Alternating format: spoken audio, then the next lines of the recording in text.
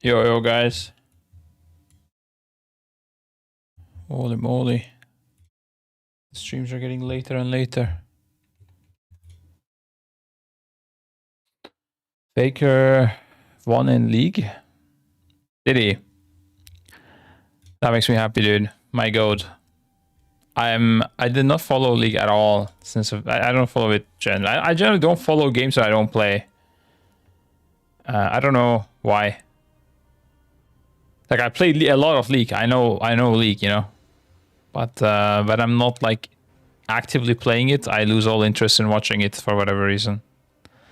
Maybe if I had like a friend group watching it or something and you'd watch it IRL, that would be pretty cool actually. Unfortunately, like the people that I socialize with in Turkey is just family and they have no idea about League. Actually, that's actually not so true. There's at least one guy that's like really into gaming. I don't know, maybe he does play League. But yeah, not like any big League fans. But if I was like, let's say, living in the same neighborhood as my guild, we'll be meeting up for a League watch party for sure, you know. 16 now for Faker, just 4 more for both hands. Holy moly, dude. That's crazy. That's how you see two things. One, that, you know, age is not like as important as people make it seem. Because I'm guessing Faker's getting old, right? I'm guessing he's like 28 or what, how old is he? Faker age, maybe 29. He's actually 28. Holy fuck. That's number one. And number two also is like how good he was back then already, if that makes any sense. Because I'm sure a lot of people that came after him are now better than his opponents back then.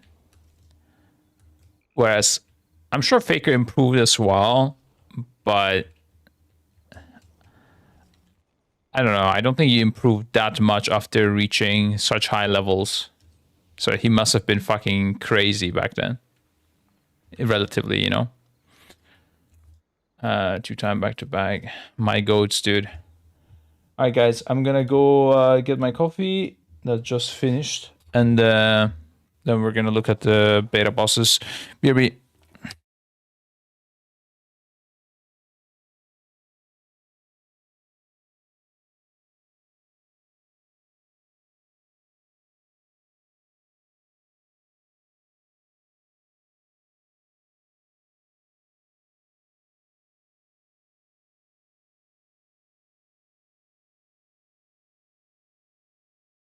Guys, I want to ask something. Are there different kinds of caffeine or something like that, bro? Like typically caffeine doesn't impact me at all. Like I could drink an energy drink and then I can go to bed, or I can drink coffee and go to bed, or black tea or whatever. It doesn't really matter for me. But the last 2 days, I've been drinking specifically Turkish coffee, which is like made differently. It's a bit of a smaller portion, and it's kind of like an espresso on cocaine kind of thing. I would feel like it is. I don't know. But bro, I had the worst sleep of my life. Like it was insane, guys. I was like, it felt like I was drugged, bro. Some drinks are more dense, less diluted. Brazilian coffee is also very strong. Wait, let's see. Let me close some things. Oh, what just happened there? What the hell? I was on a website and it had tons of errors. Okay, whatever. Oh, you were seeing my screen already. Lol. What did I want to type? Oh, Turkish coffee versus espresso caffeine difference. This is more concentrated in caffeine per ounce than Turkish coffee, but a typical coffee can have similar or even higher total caffeine because it is usually served in a larger volume. Single shot of espresso contains about 50. Like, is it like different kinds? I don't know. Are there different kinds of caffeine? Yeah. Yes, there are different just natural and synthetic. Oh. So chemically they are identical. I don't know, bro. But this was not normal what I experienced yesterday. Like first night I thought it was a bit weird, but and I didn't drink that much coffee. And then yesterday I drank more coffee, and damn, bro, that was fucking weird. This sleep, I kept waking up in the morning, like early morning, and I don't know. In coffee grounds, the consistency of powder sugar. I didn't put any sugar. I'm okay. I say that, but I had dessert with it, so you know how it is, boys. No, I don't drink my coffee with sugar and then you blast the dessert. Oh my god, this is happening so often now.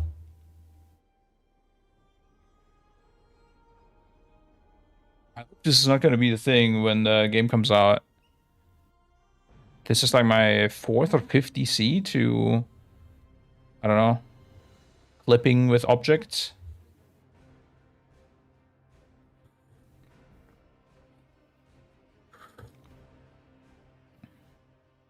Coffee grounds and consists of powdered sugar.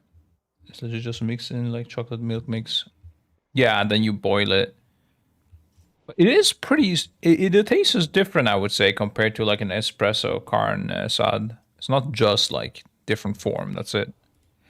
It's more bitter. But maybe that's also the coffee beans and stuff and how they are roasted or whatever. Okay, guys, we're gonna look at the bosses in Midnight, and we're gonna look at them through the lens of no add-ons and pruning, or what do you want to think about? I mean, pruning, I don't think it'll impact much. Actually, we had a talk with the team. We're discussing like how pruning will affect our gameplay, like class pruning, and honestly, I don't think it's gonna affect it at all. Pretty much, like even the CDs they have removed and stuff for the raid, like there's still so much.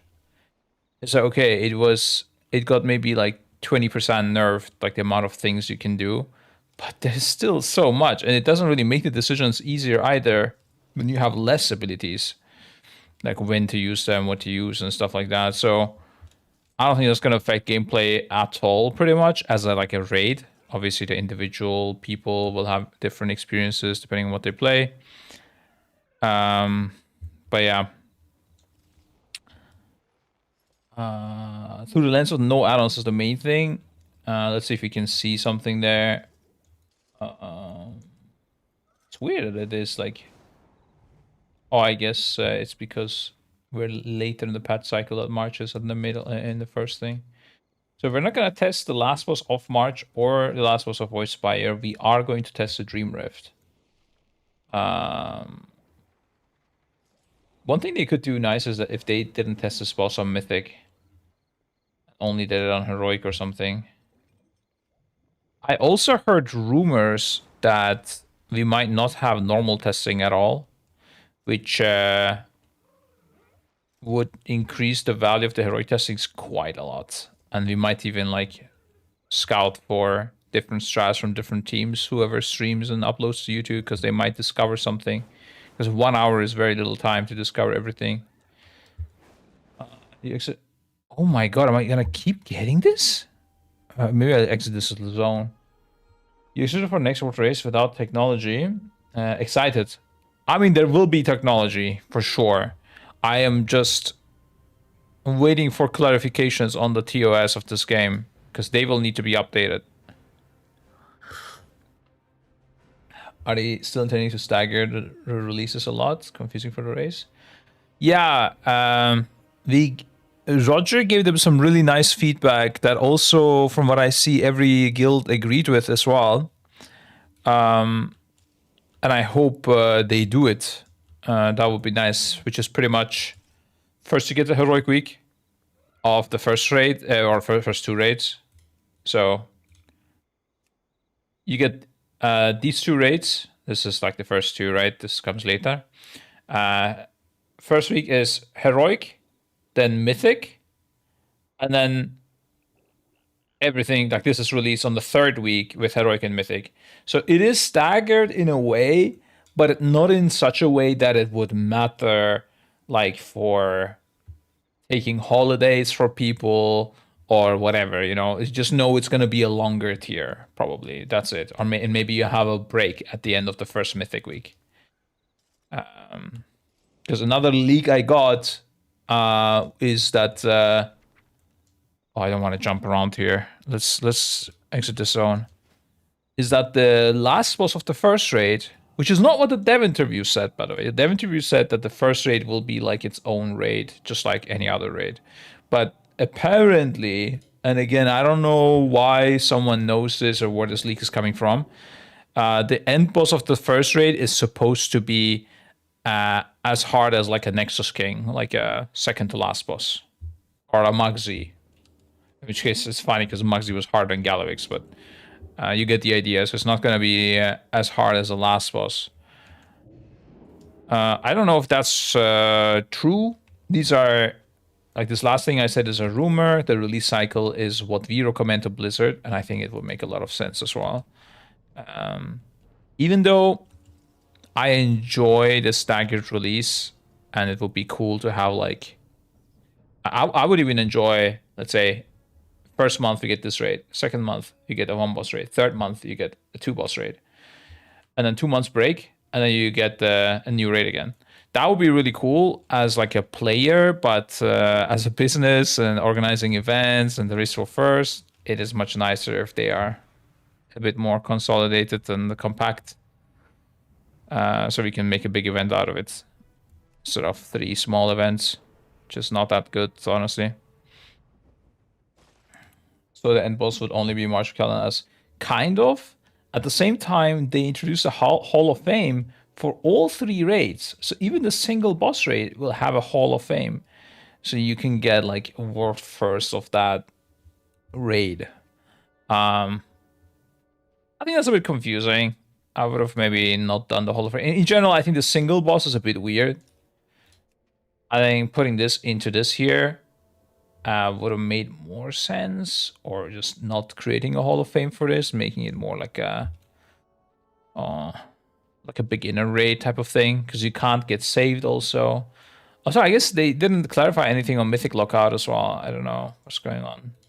For that, it's really nice, because this raid will be puggable on Mythic, right? That's really cool. Maybe it's an experiment to see if people are going to pug it or not. I don't know.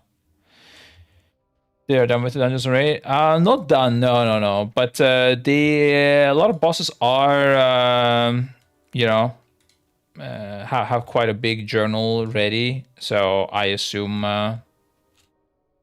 you know, it's mostly done. But of course, they adjust things, right? How confident are we going to the tier without Ikoras? I don't know about confidence, but I'm very happy, bro. Not having to design Ikoras is the coolest thing ever.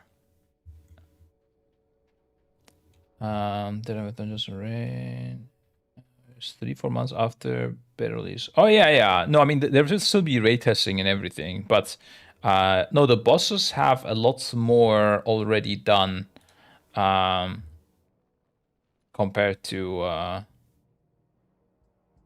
previous alpha states. But yeah, the PTR test will also begin in week and a half from now, so it's not, I mean, they have to be done also to a degree, right? We shall depart for the Dragon Isles shortly. Okay. Anyways, let's I don't want to look at the end boss again, I think. Do I? I already looked at it once. Maybe a quick sneak peek. No, actually, I don't think I'm going to. It's fine. Like I will. Or should I? I don't know. Maybe I should. Sometimes you guys come up with some good tips and I was misunderstanding something and it helps actually. Fuck it, we do it, guys. Okay. Let's pull up the browser as well. Let's get on Wowhead. Oh, where's my... There it is. This is what you gotta pull up always when you read the journal. And I need to swap it to beta now. And wait, I'm gonna update my bookmark quickly.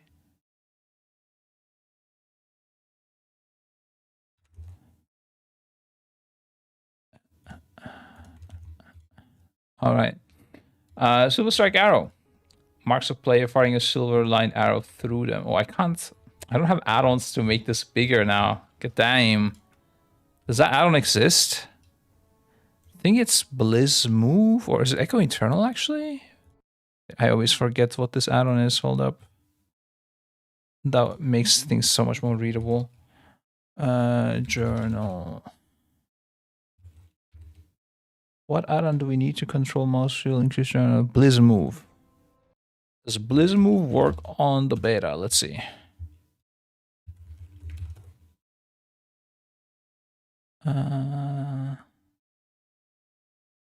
Retail beta.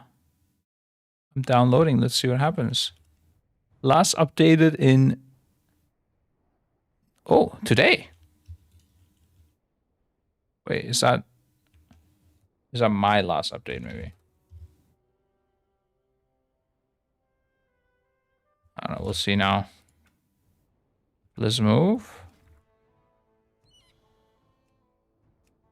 Doesn't look like... Oh, it is working. Very nice. Oh, God bless, bro. This is making so much things nicer. I just want to say, it's mainly for you guys. Oh, God damn.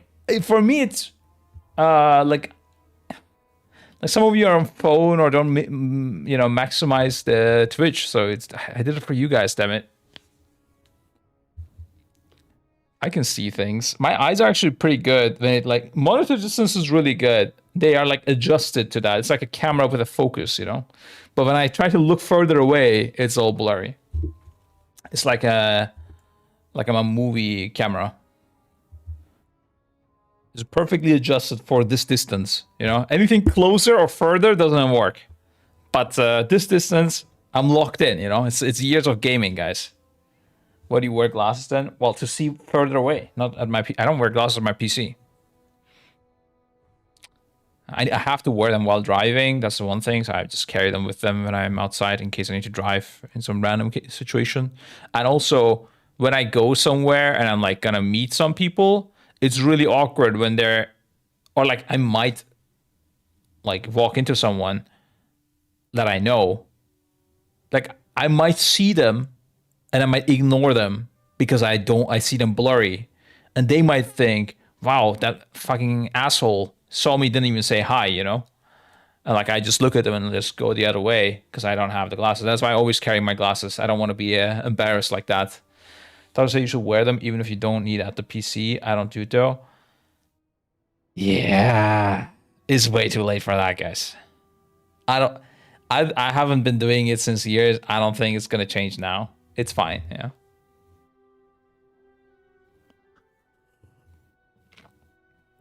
It hasn't, my eyesight hasn't changed in...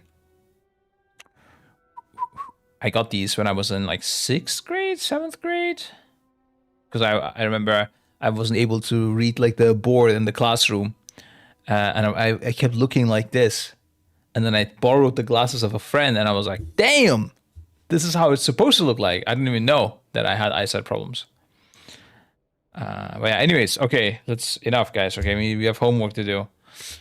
Silver Strike Arrow. A leader marks a player, firing a silver lined arrow through them. The arrow inflicts 160k arcane damage in the line and removes void effects from players and void spawn struck.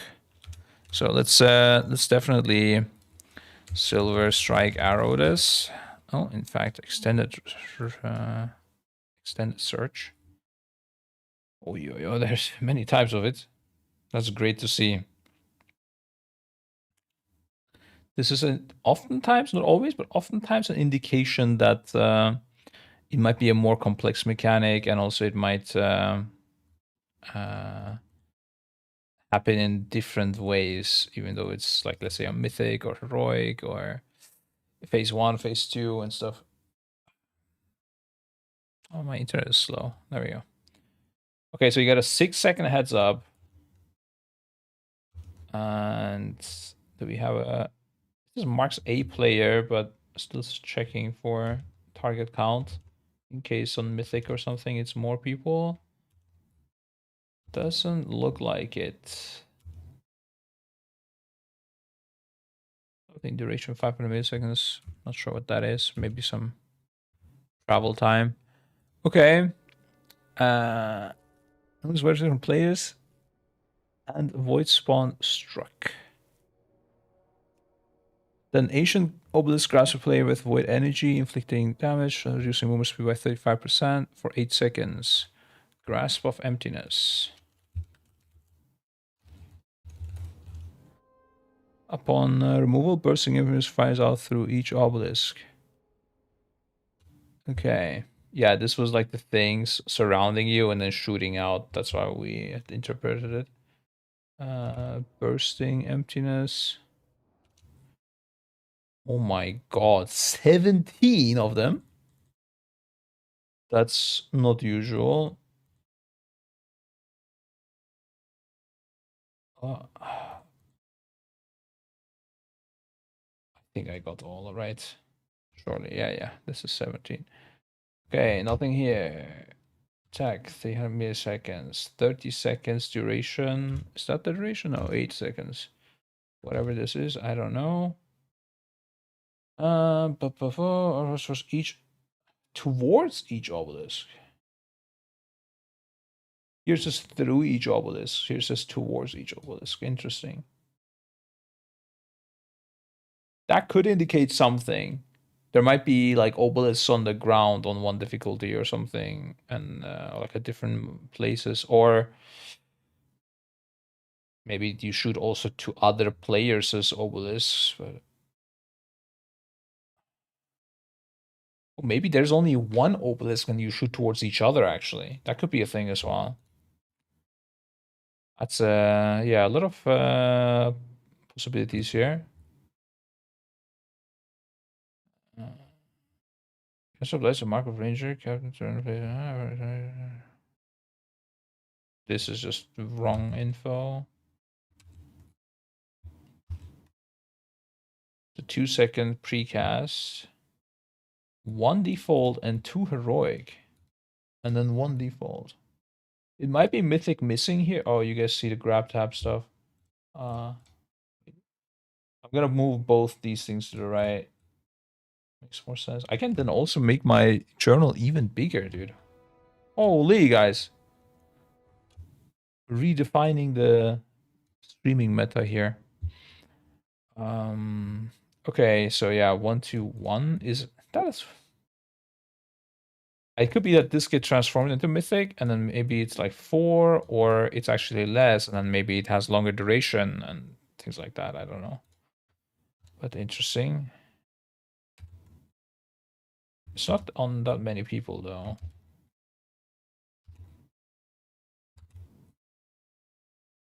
Here's max targets 2.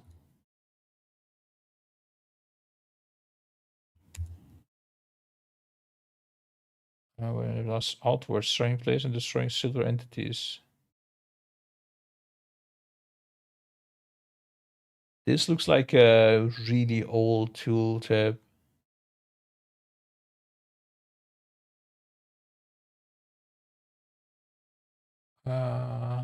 Interesting. Okay. Silver entities.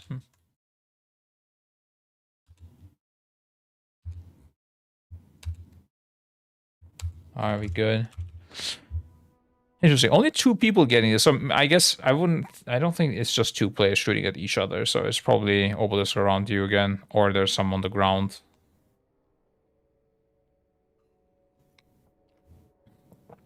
It's like it does say ancient obelisks grasp a player.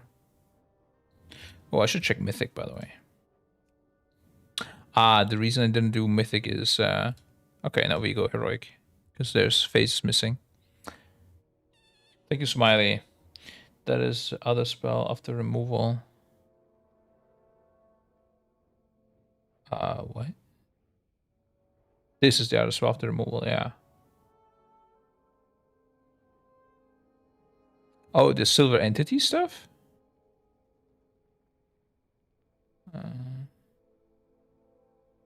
I don't know what you mean. Okay. Then we have Void Expulsion, calls on a celestial body near a player. The energy carries underground and inflicts 70k to all players. I mean, surely this is nothing interesting, right? Oh, I should also add the midnight filter here. Yep, that's what I thought.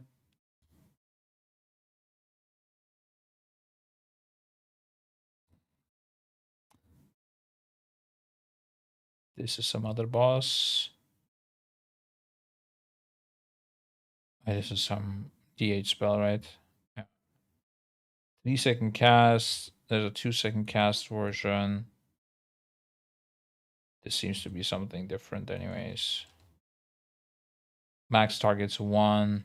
I mean, it does say a celestial body, so it is targeted at a player though, clearly. Like it says near a player and a target that's 1. Clearly targeting a person. You can bait this. There's a missile going out from that.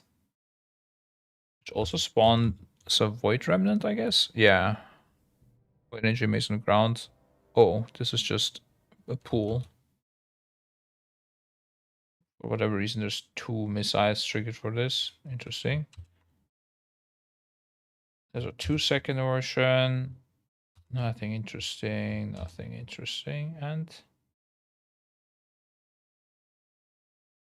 I think it's a different mechanic completely. Rift Warden, whatever that is. This is also nothing interesting. Okay.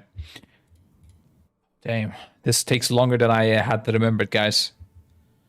Null Corona. Place a shell of void magic around that player. Absorbs 1 million healing. If Null Corona is a spell, the remaining absorb jumps to another random player.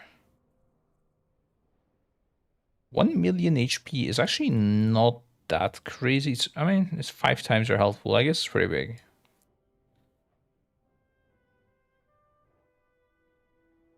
Yeah, okay. This is interesting how many people get this. If it's only 1, unless they are like getting sniped when they're low HP, you can pretty much always just out heal it, I think. But if it's multiple targets,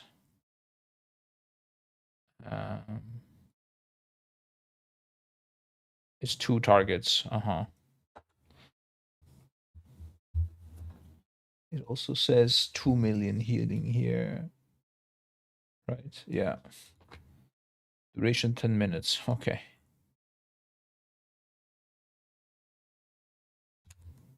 Anything else interesting? There's some durations, 4 seconds, 6 seconds. There's a max target 1 as well. With a lot less healing. Okay, that's probably normal. Or LFR or something. 3k healing. What the fuck? Or story mode, maybe. I don't know. 3k is a bit crazy. So this would be a void effect as well. Potentially.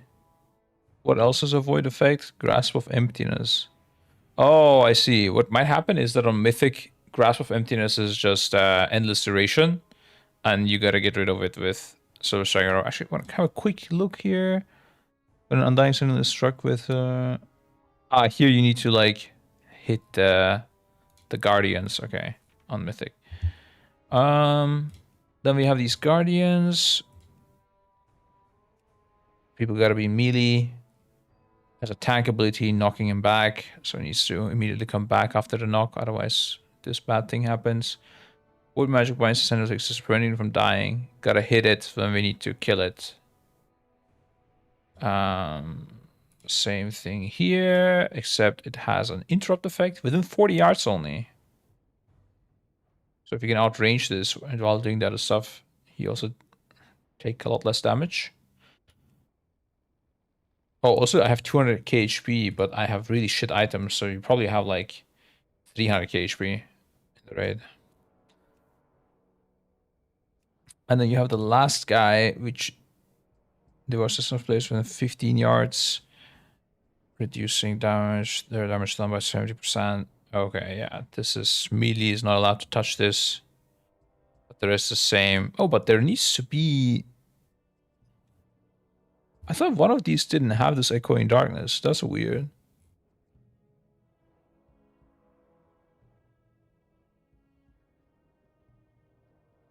Is it the same on Mythic?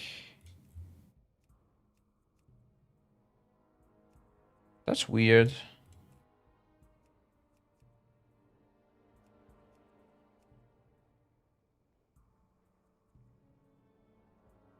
I guess you'll have a tank doing 70% less damage sitting in this.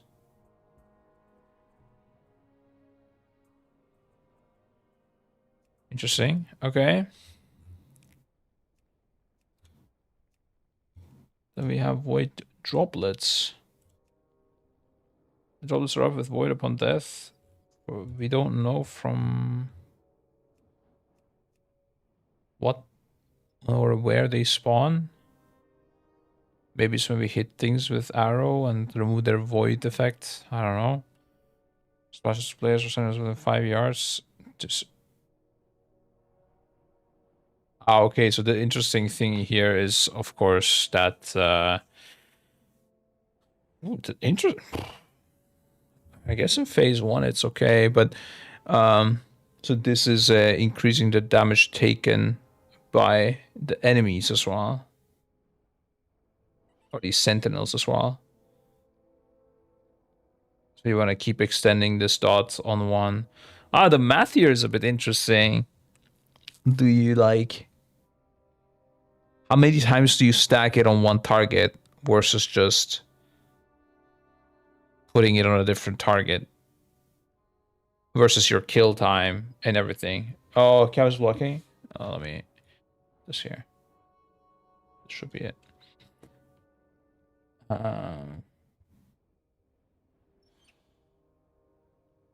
That's something... What the fuck is happening? That needs to be calculated a bit. No worries, Smiley. Thank you for the prime again. Okay. 5 yards. I'm guessing we're not going to be able to stack these sentinels.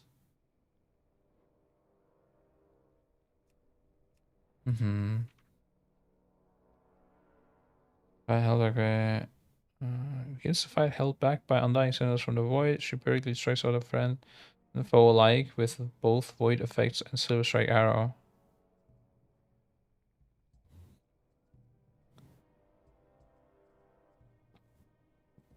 When each of them have been destroyed, it crashes into the platform and creates a rift simulacrum to assault our enemies with Call of the Void and Ranger's General's Mark. Okay, let's go. We killed all the sentinels using the void droplets, getting their damage amps. Then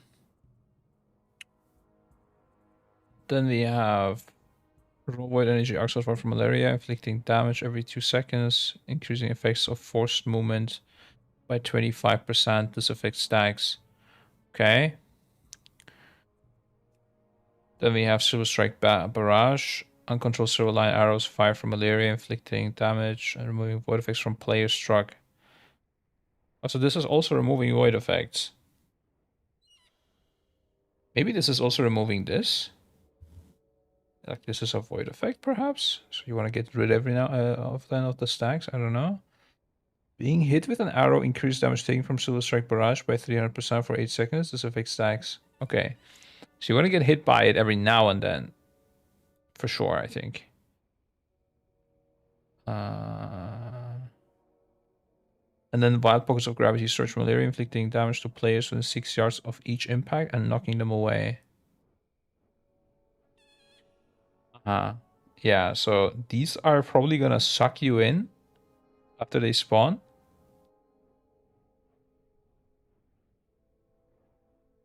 And this is the forced movement damage, like in the thing increase, and you want to get hit by some Silver Strike Barrage so you live it, so you can push against it. At the same time, though, there's an increase of similar to some enemies.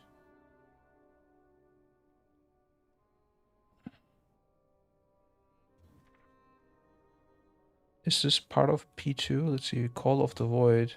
Okay, that's P2.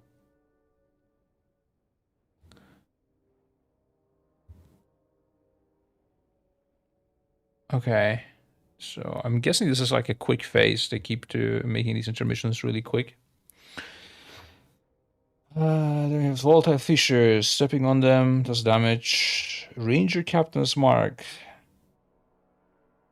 Apply. This name gotta be changed, by the way. It's such a weird spell name. Ranger Captain's Mark.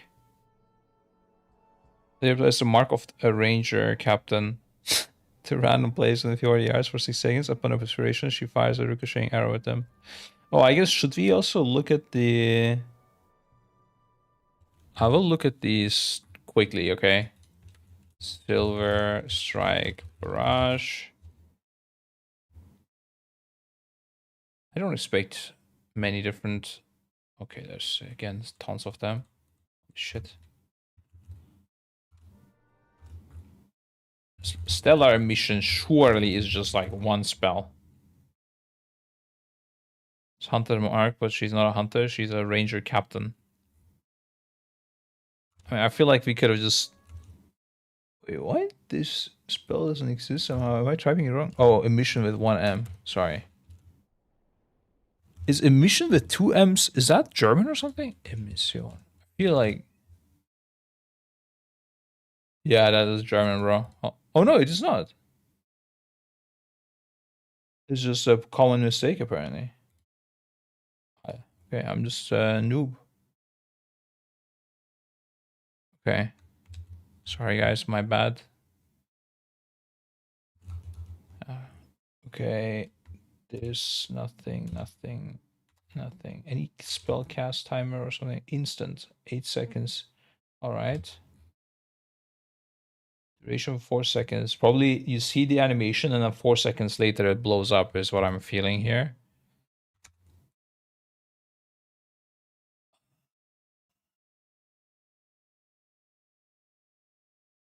Oh, it would be actually interesting to see what effects it removes. Hold up, we're gonna look at this again. Any like remove aura effects, school damage, light aura, mod damage taken arcane, create area trigger, mod size. Okay. Resist forced movement 100%. Oh, okay, that's the... Okay, for some reason it has no effect like that. Might be triggering another spell maybe that does it. 5-minute duration on this debuff if you don't get rid of it. That's interesting also. What if it like is relevant for the next phase? Oh no, it's 8 seconds. This is something else. Interesting.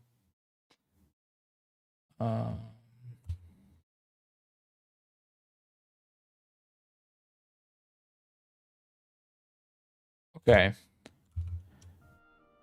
Also, this void droplets as well can be interesting if there is a spell to summon them or something.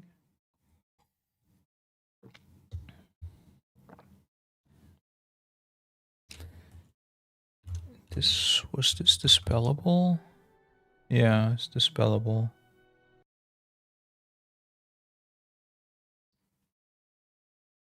Oh, what the fuck?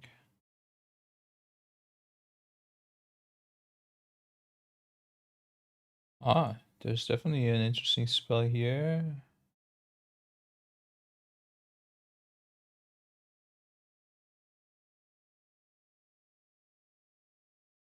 This doesn't sound like it. Oh, Barrage? Light? Okay, we're just gonna look at both. Maybe one is P2, I don't know, see. The droplets erupts with void upon death. And that's just the same tooltip. Oh, this is within 15 yards. Okay. Then we have Corrupting Essence again. Same thing. Now with 5 yards. So it doesn't show. Droplet erupts with void upon death. Maybe you kill it and then they cast this?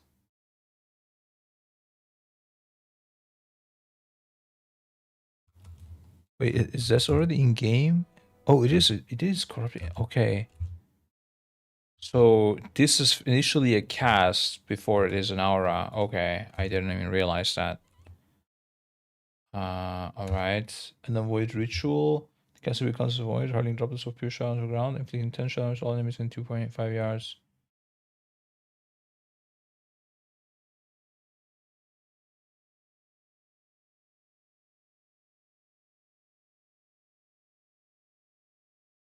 Okay, this might be the spell that she casts. Weird that it's not in the journal though. But an interesting thing also is trigger missile void ritual. Okay. There's a light barrage hurling droplets of pure shell. This might be a tooltip mistake. Let's see next phase.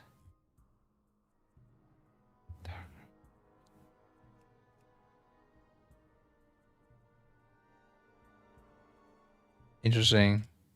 This may be some sort of his secret spell. I don't know. Unless there's a dungeon or something with this. Little sus for sure. This light and void. Ah, okay. It does say value 10 mythic dungeon. Okay, is this some sort of dungeon, bro? Are we getting debated, guys? Windrunner Spire. Is this from here or something? Although I don't remember this. I played this dungeon.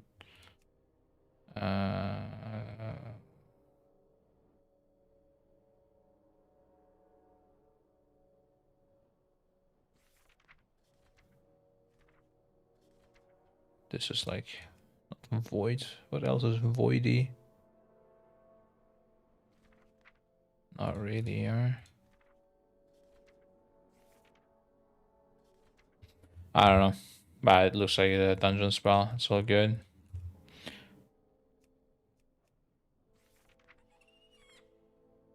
Alright. We're done with P1. We're done. Singularity. It's the only thing. Singularity eruption. Oh, what's up, Red Frost? Let's have the music in the background at least. Holy shit.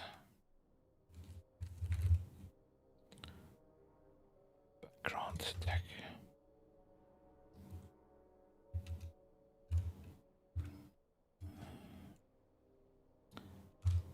So any sort of forced movement effect is interesting on this.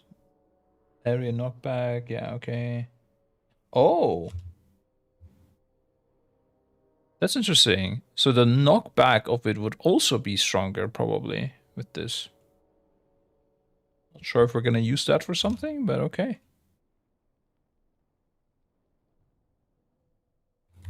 Didn't think about that. And it's a missile. Alright. Stage 2. Volatile Fissure. I'm gonna do this off screen and only bring it so I can use my 2 monitors and not keep tapping back and forth. Only bring it to the main screen if there's something interesting.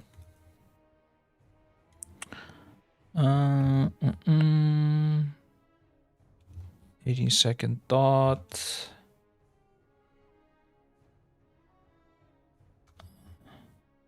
Adventurers, we shall depart for the Dragon Isles shortly. I don't think there's anything. Then we have the captain's mark finally. Ranger captain's mark. Applies the mark of ranger to another place. Upon expiration, she fires a ricocheting arrow at them. Is that the same as V1 ricocheting arrow? No, that was still a strike arrow. The silver line arrow bounces between players, inflicting 50k arcane damage and removing void effects from players and void spawn struck. That's weird because it's ricocheting now. Oh yeah, that's a lot of tooltips as well, guys. There's a 0.5 second cast only. That's a bit crazy. It's 2 second to a 0.5 second channel probably.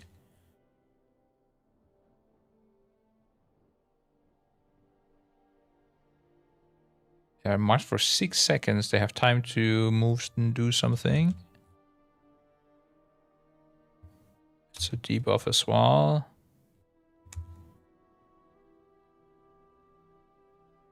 Removing void effects, reducing void energy. Is that what it says here as well? There's an interesting tooltip here saying that it also reduces void energy from all targets struck, whatever that means, guys, by 5. Might be outdated.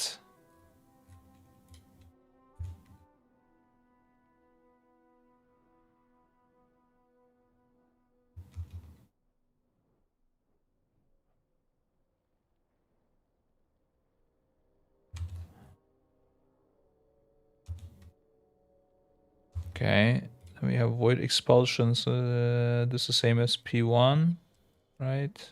Yeah. Void Stalker's Sting fires a void tipped arrow at a player, inflicting damage. Ooh, that's a long dot. Good to see how many targets this has. Probably quite a few actually. I was thinking like 5 or 6 or something. Very low damage.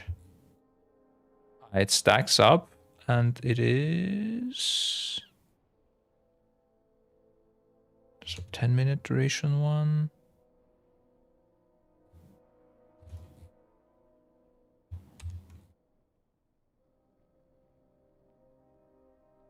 There's also a 6-second duration one. Okay. Doesn't say how many targets are getting hit. Oh, maybe the 6-second is the... Oh, never mind. Maybe it's like happening every now and then. Quite frequently. Okay. Call of the Void. Energy burst around the area, inflicting damage within 5 yards of each impact. Calling forth an undying void spawn. Okay. A lot of dodging.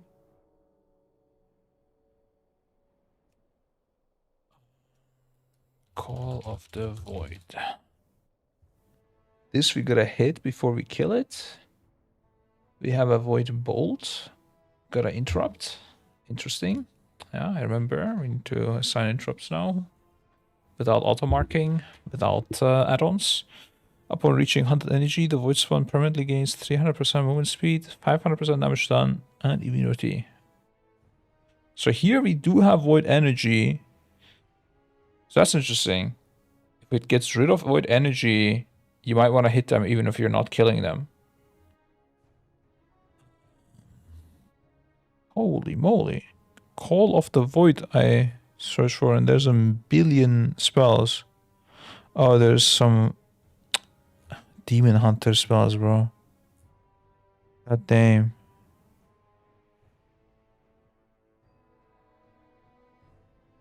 Oi, oi, oi.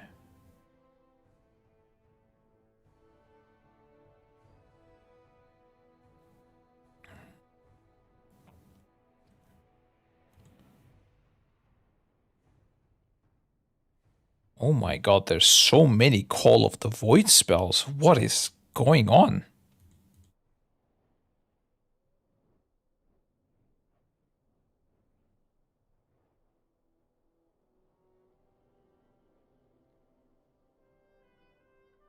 I think I got them all.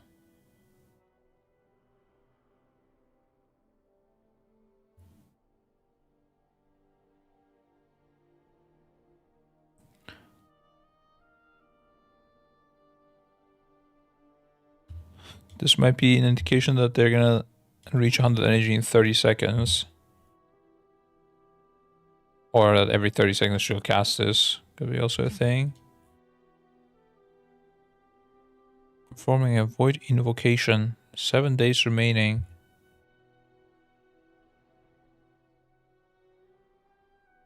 Okay.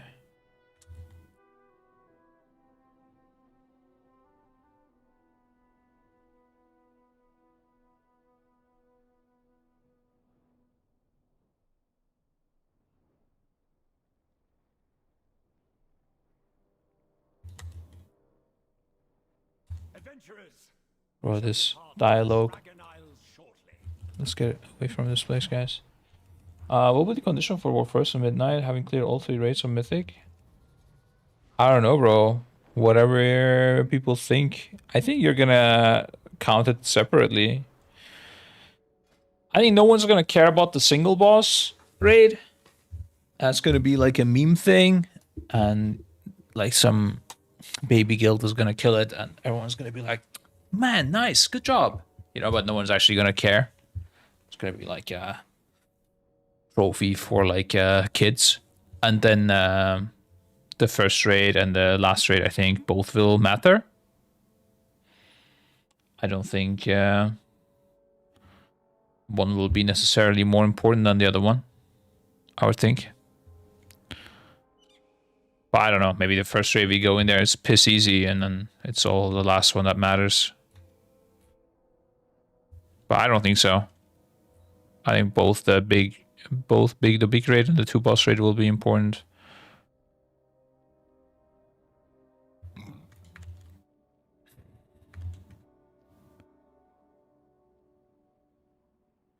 Oh, there's another Undying Void spawn. Ah, okay. There's also this model, which is slightly different. Interesting.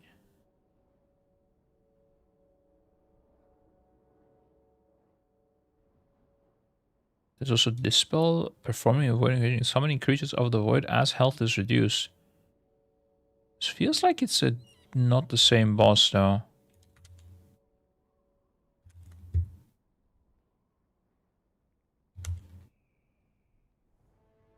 There's a max targets 1 on it. What should be just targeting itself maybe? Calling upon the one streaming void to devour its foes. My god, there's just too many spells like this. I don't know. All of the void overcome with void energy.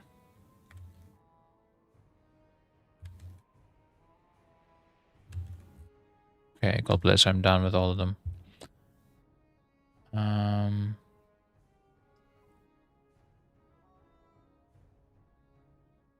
Surely this...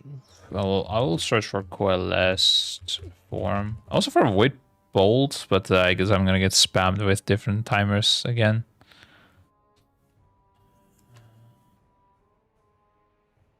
Only 2 raids open at the start and 2 boss raids open a few weeks later. Yeah. Exactly. Even if they are staggered though, like back in the days, people wouldn't care about the first raid when there was things like this on MOP. The first raid wasn't cared about so much. It also had no tier pieces. It was like a bit of a pooper raid, but I think nowadays people would care, I guess. Coalesced for from my road form.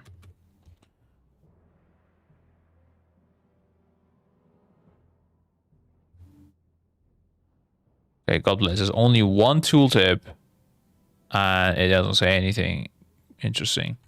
Okay, great. We'll search for Void Bolt, but I don't have high hopes. Then we have Rift Simulacrum. That utilizes her Spatial Rift to summon forth a Void Simulacrum to assist her.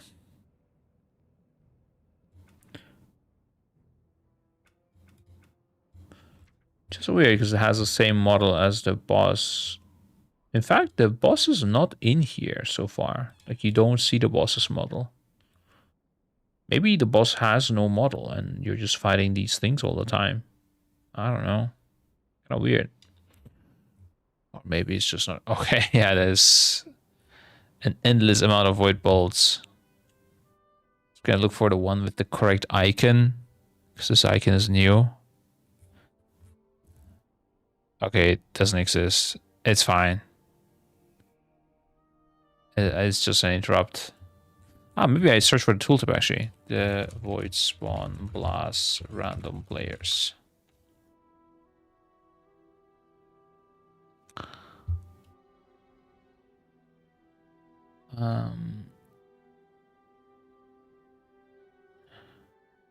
Yeah, it's a 2.5. It's a 2.5 second cast only. Damn, but it's not exactly deadly. It's only 62k damage here on the thing. You can see this as well. It's also only hitting 3 targets. So if an interrupt went through, it wouldn't be the end of the world, perhaps. I don't know. A bit weird. But maybe with no add-ons, that's how it's gonna be.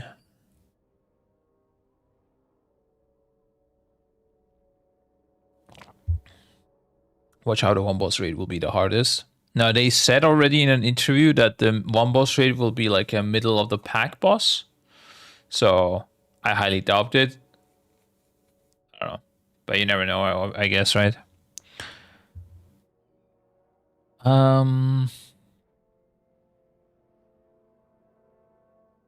It is going to be an interesting question, though, how, like, when people are going to go for that boss. Ideally, you want to go as early as possible so you get the Hall of Fame. Kind of weird, though.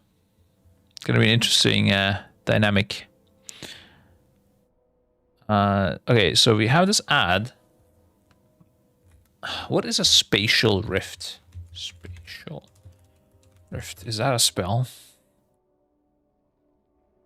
It's capitalized and everything. The endless cosmos unfolds. Illyria and her void spawn within 30 yards of the rift simulacrum. Every second granting 10% reduced damage taken and 10% increased damage done. So gotta be away from the rift simulacrum.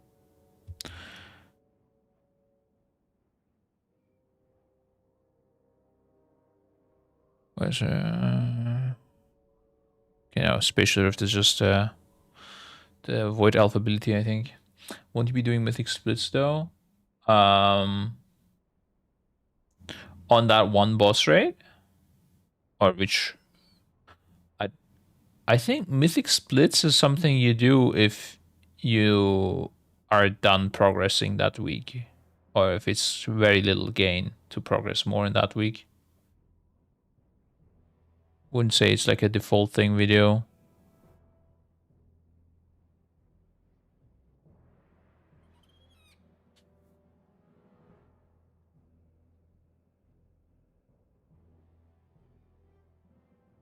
It's gonna be interesting. Okay, are there any void spawn in this? Oh yeah, we have these, of course.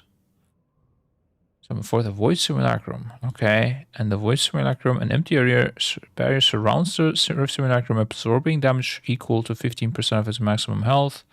While this barrier persists, we take damage. So when it's really you want to focus the rift simulacrum, especially when the shield is up, but even without, so you don't get more shields, because this is like flat damage loss. You can't cleave it either. It's like it's a horrible thing to have living, honestly. Okay. You don't want to just like multi-dot it and not care about it or something.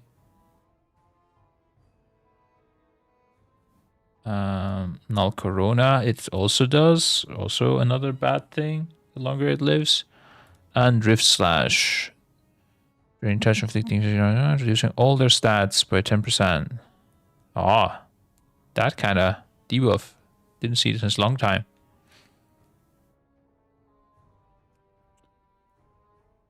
If this was like a curse or something, that would be full classic WoW experience. Okay, and then when there is a shattered, so we kill the Rift Simulacrum and we go into the next phase.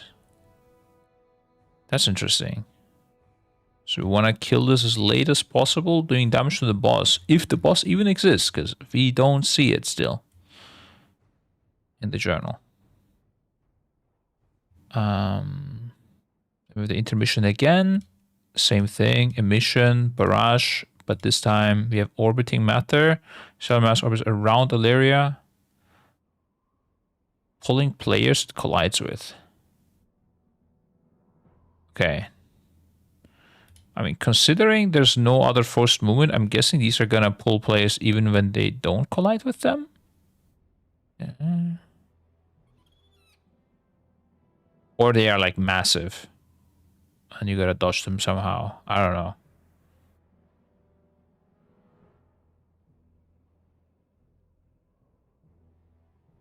It's also not deadly damage. It's kind of weird. A lot of dodging though, that's clear. Calls upon unending cosmos, consume her foes. Wait, is there anything we want to check here?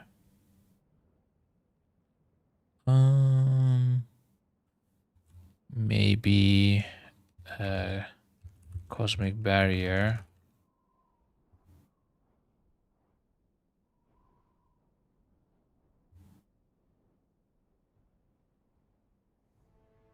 It's a 3-second cast.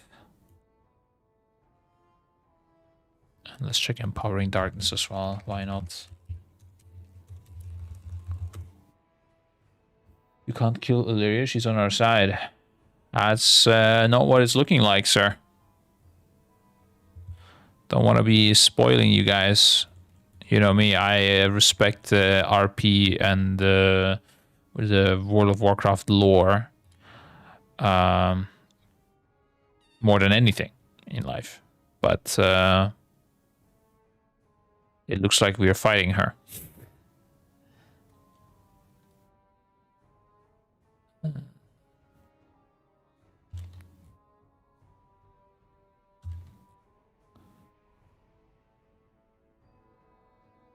Let's say that this cosmic barrier is channeled, so at least during it we might not get other spells.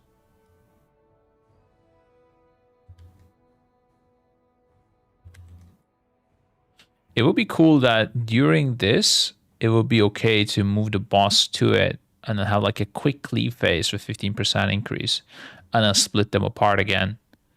Because this Empowering Darkness is, if you think about it actually, either way, if you keep them close to each other for a couple of seconds, is it that bad? It's stacking every second. Huh. It is funny, like technically, how long does this actually stay up? 10 seconds. Empowered by a nearby Rift Simulacrum. But the Rift Simulacrum itself is not gaining this.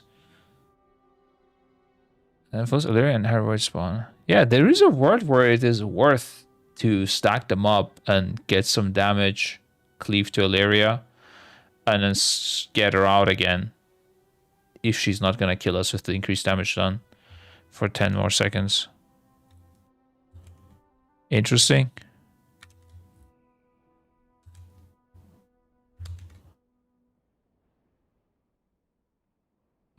Okay, last phase. The end of the end.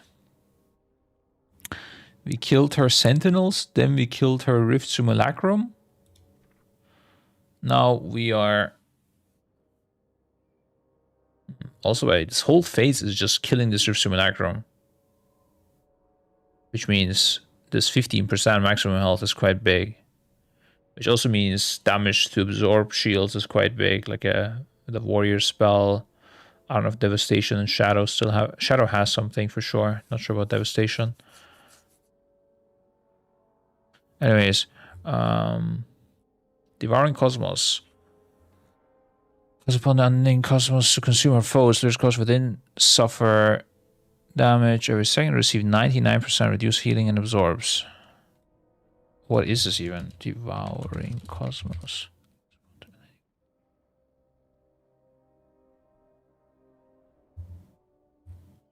Not sure what these things are. Just ground effects? Zones?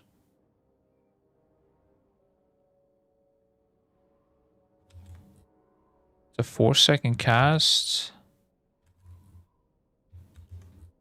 Creates area triggers. Okay. Some zones on the ground, I guess. Maybe it's just surrounding the arena or something. Yeah, it's probably it, like making the arena smaller or something like that. Markspace with a consuming arrow, reducing their healing. Also, we still don't see the boss model thing here. I guess it's just, I mean, we must be fighting it here, right? Marksman player with consuming arrow, reducing their healing received by 10% until they move 30 yards away from the arrow. So their healing received by 10% until they move 30 yards away from the arrow. This effect grows intensity every 2 seconds. Upon being removed, a gravity collapse is triggered. The reverberating darkness knocks the target upwards, increasing their physical damage by 300%.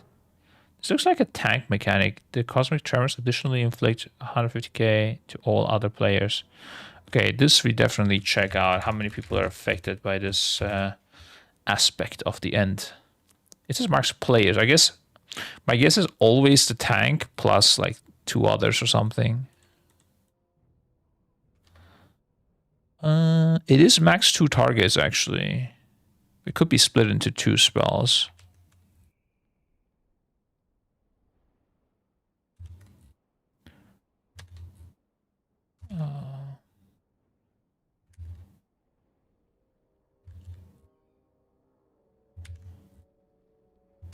No, just max 2 targets. That's a bit weird. Physical damage increase, max 2 targets. Okay. Oh! Maybe both tanks get it?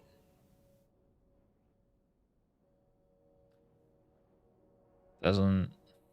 And then like one breaks it, and then 12 seconds later the other one breaks it. And then the first guy taunts. Maybe. Okay.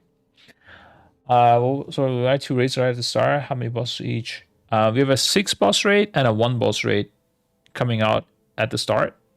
And then a few weeks later is the wording. We don't know how much.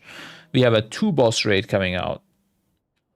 And the 2 boss raid, the last boss of that, is supposed to be the hardest thing out of all bosses. So like an Omega boss at the end. Like an Unat at the end.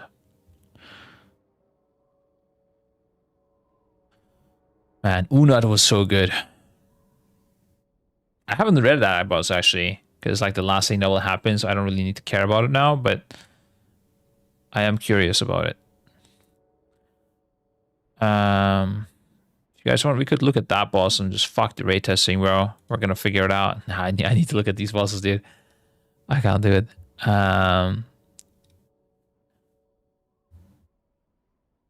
Maybe if you get enough subs, I'll consider it, guys, okay?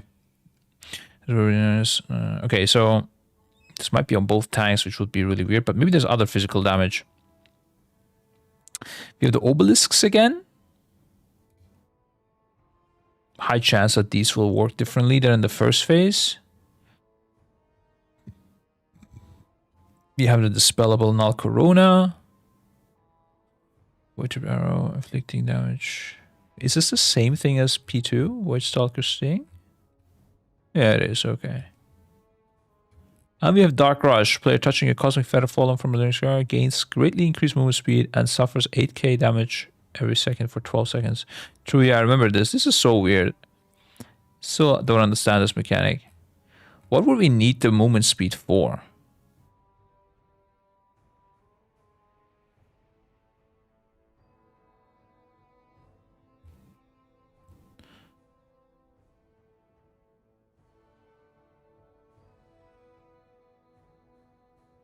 Maybe this is a more interesting spell than I'm imagining here. Maybe this is like, I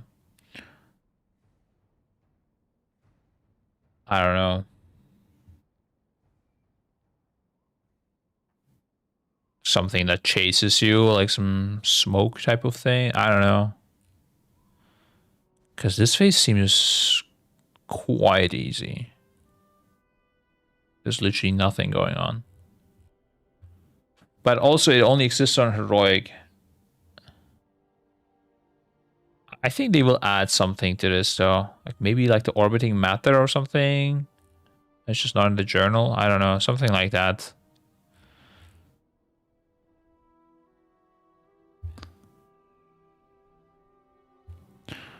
Okay. And then Remove any word effects from the target strike. Will splash targets with corrupting essence. Aspect of the end. Reduces healing received until the target moves away from the arrow. That is on damage dealer, so I guess you definitely get it as a DPS as well. Just a large amount of healing can be moved to another player. Oh, this is also interesting if this is a random player or the closest. They don't care about tooltips on that. Might be anything. Any word effects. Try to shrug. Undying Sentinels utilize Echoing Darkness when no players are in melee combat. Fix Illyria's allies with a large area. What was this? Endless Cosmos Unfolds.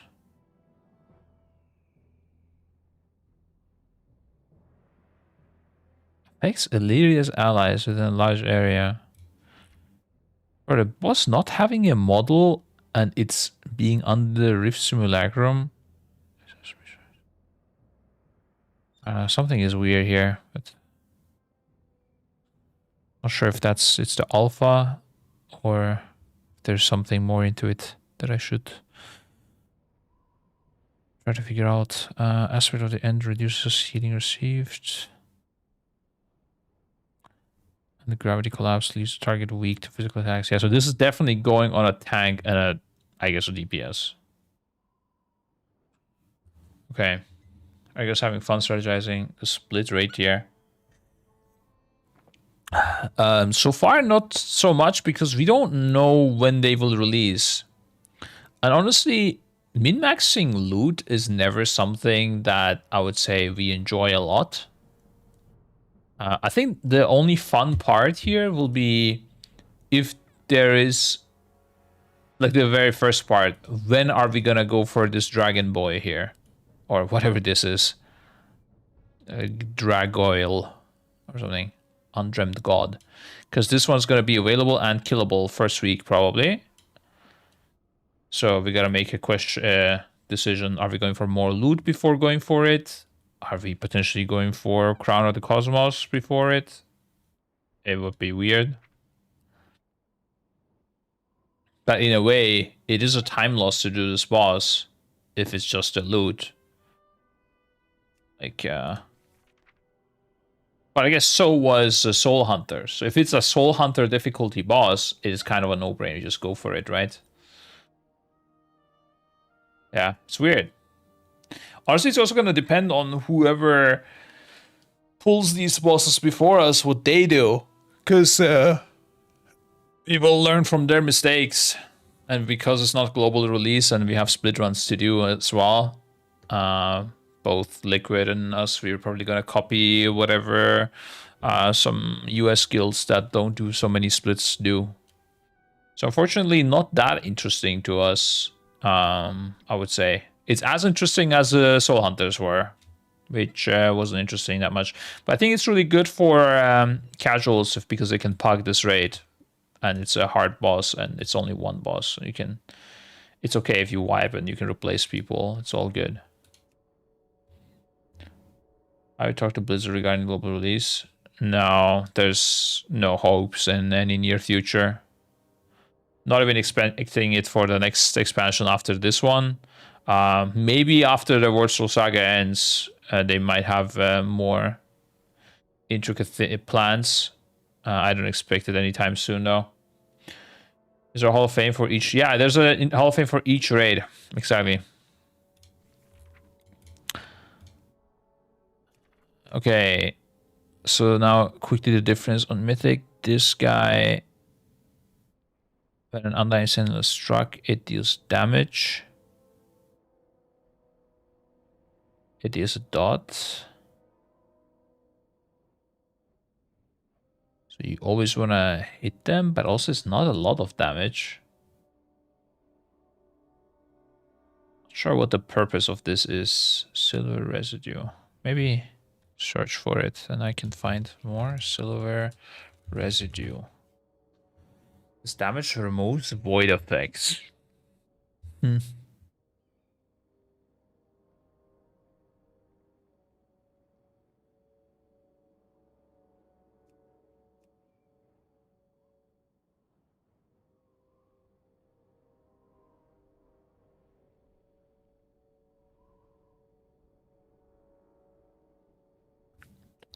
If anyone has any theories, hit me up, guys. This doesn't make any sense.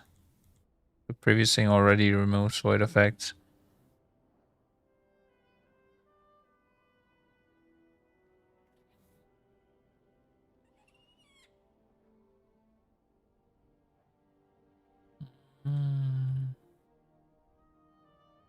Maybe this thing was only a mythic mechanic in the past and they turn it into heroic as well now? I don't know. No, nothing on Wowhead as well. Okay, then we have this. It was a 60% on heroic as well? No, 35%. So 60, a lot slower. Ooh. Good amount of damage, more as well on mythic. Fires to reach obelisk. Damn, 350k to all player strikes. If you get hit by this, you're gone on mythic. Calls on celestial body near a player. Danger crashes on the ground. Turns to all players. Yep. Corona, 2 million healing now. Okay. Then we have these things are the same. Oh, this is 200 yards on mythic. Okay, so can't outrange it. Interesting. This is within 15 yards still. Really bad if you're a melee getting hit by this.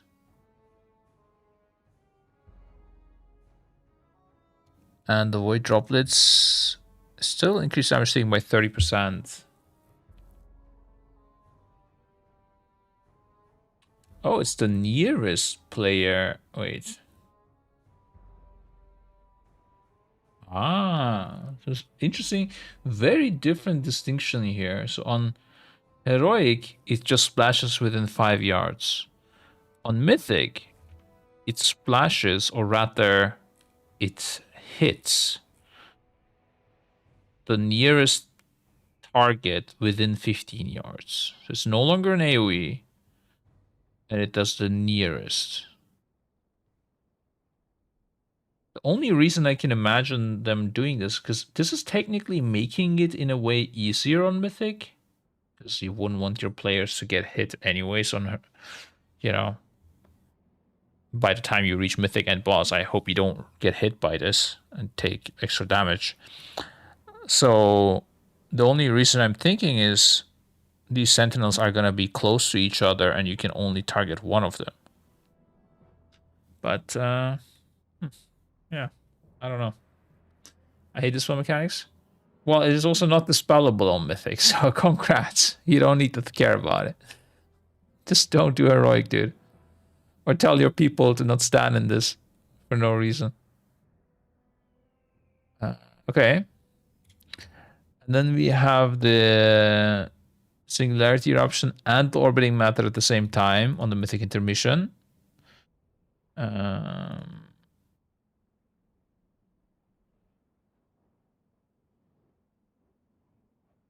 Is this the same? Yeah, it is. Just quite a bit more damage, double the damage. That's fine. And then we have stage 2, and there it is, guys. Wild cosmic energy spirals out of control, sealing the fate of all atop the Void Spire. So this is completely alternate universe things happening here, I think.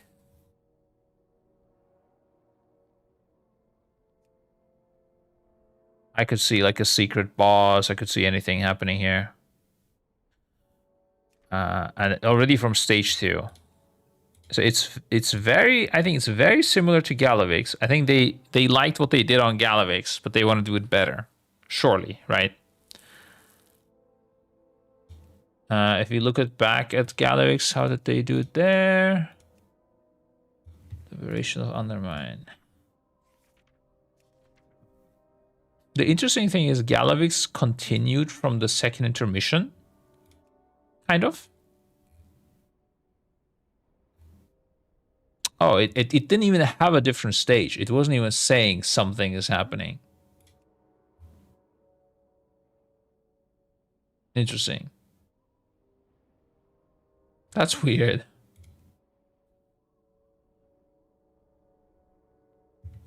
Okay.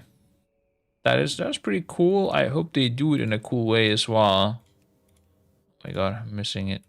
Wait, no. Okay. And that's it for Mythic.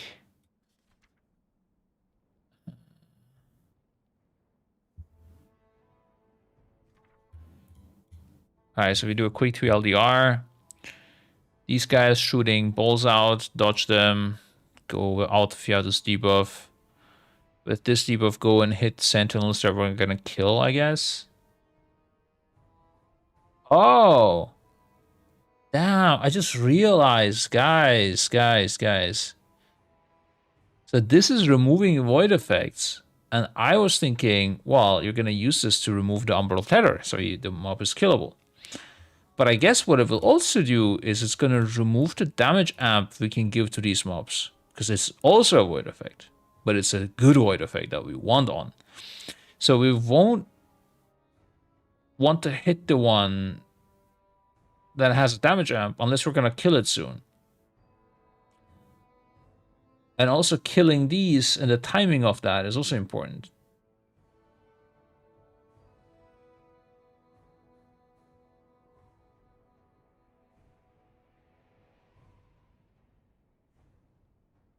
Interesting.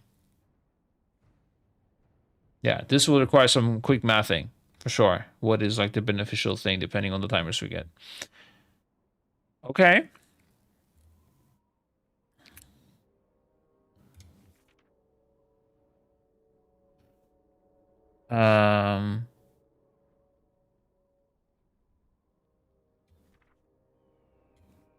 Is there a similar thing in P2?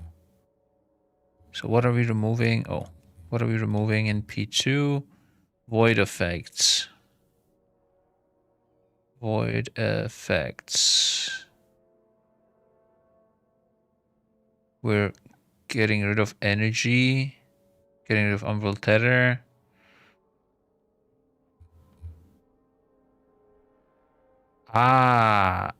Okay, I understand it fully now. So on heroic, I think what will happen is if you hit the mob with 1 times an arrow, it will lose this effect, and it'll be done. You are now Gratz. You are now able to kill it. On mythic, it will only lose the thing while you have this dot, I think. And once the dot expires, my theory is that Umbral Tether will return. So you want to kill it, like you want to hit it when it's low HP and just kill it within those 3 seconds. I think I'm very right on this. That's nice.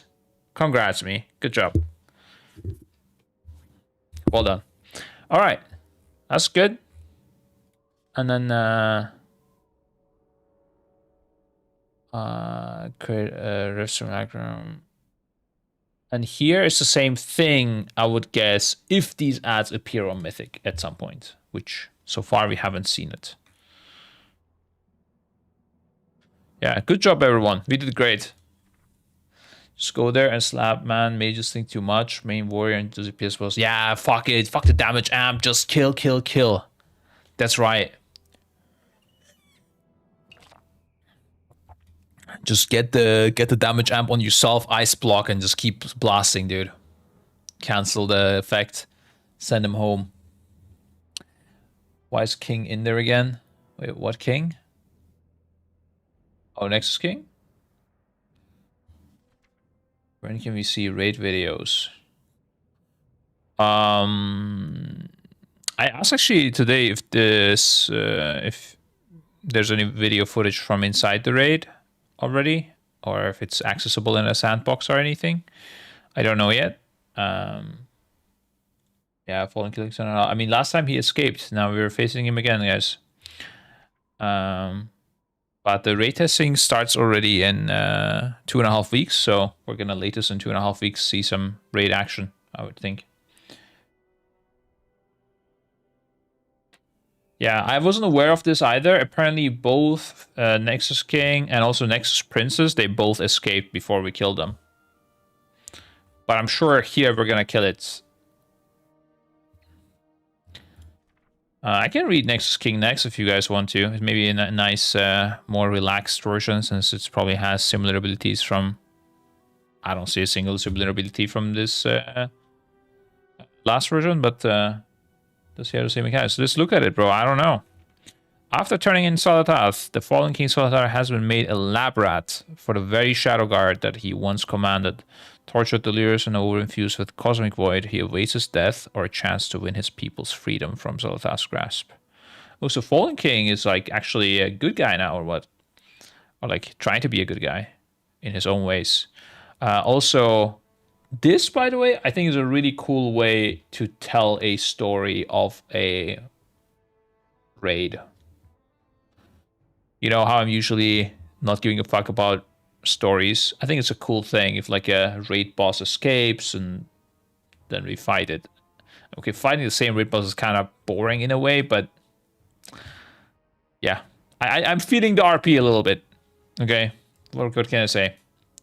Return raid boss. Yeah, like can also be like more iconic characters and stuff, right? Coming, helping us, doing things. I think it's a nice thing. All right, overview.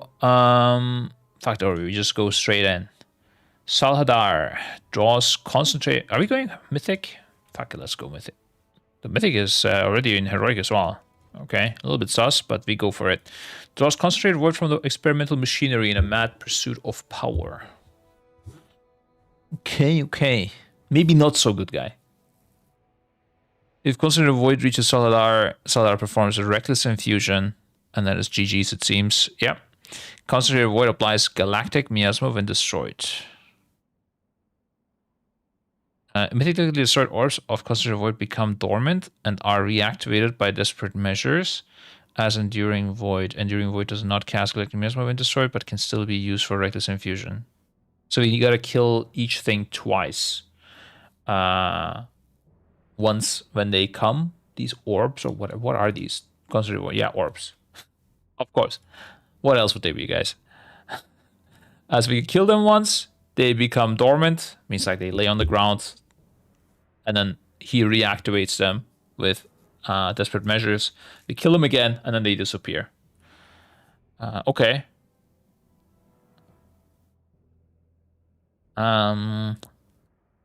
This is just GG's when it reaches him. Galactic miasma, I guess, is a pool on the ground.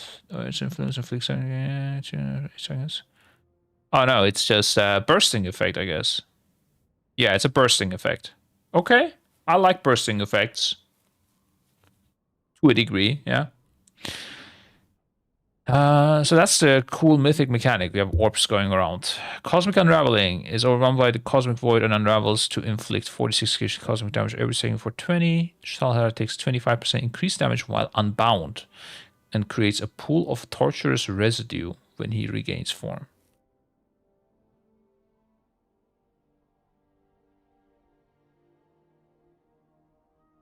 Okay. So every now and then he will get overwhelmed, do damage to us, and we blast him. Sure.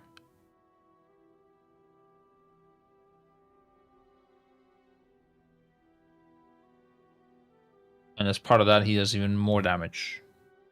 But it's a tank alert. Wait.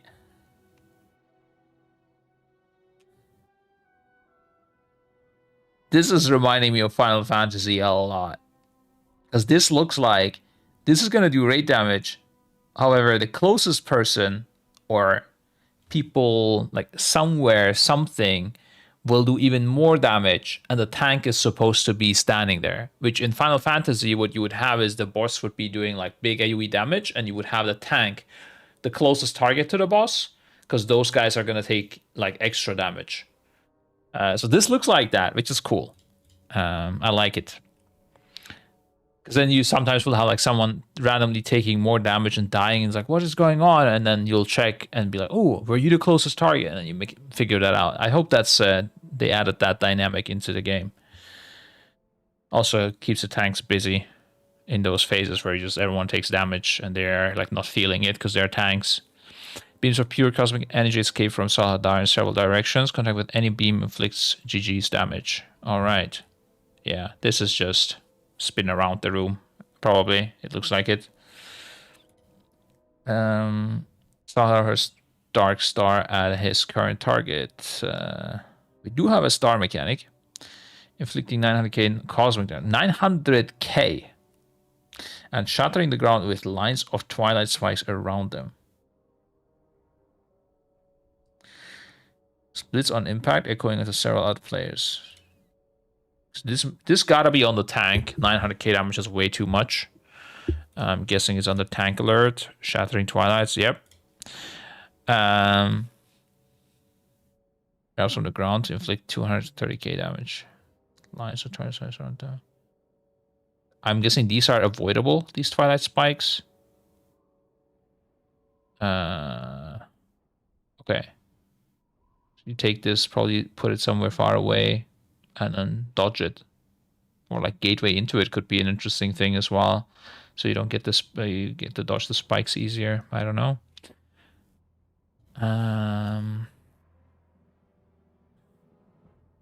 In the meantime, we do have to kill those orbs every now and then. Maybe also CC them.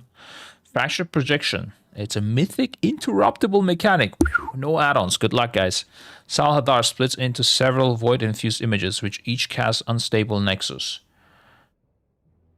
Several. Okay. In mythic difficulties, some fractured images are protected by stacks of nexus shield. Cosmic energy from nether involves an image, protecting from crowd control and interrupting effects. When a fractured image is interrupted, the resulting explosion removes one stack of nexus shield from all other fractured images. What? So you gotta like interrupt them in an order. Wait, are they trying to give us an assignment by doing this? I think they are.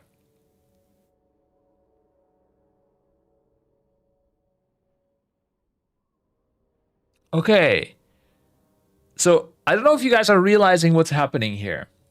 There's multiple images, and we have to interrupt them. However, some are on Mythic at least. I don't know what's happening. Let's see what happens on Heroic.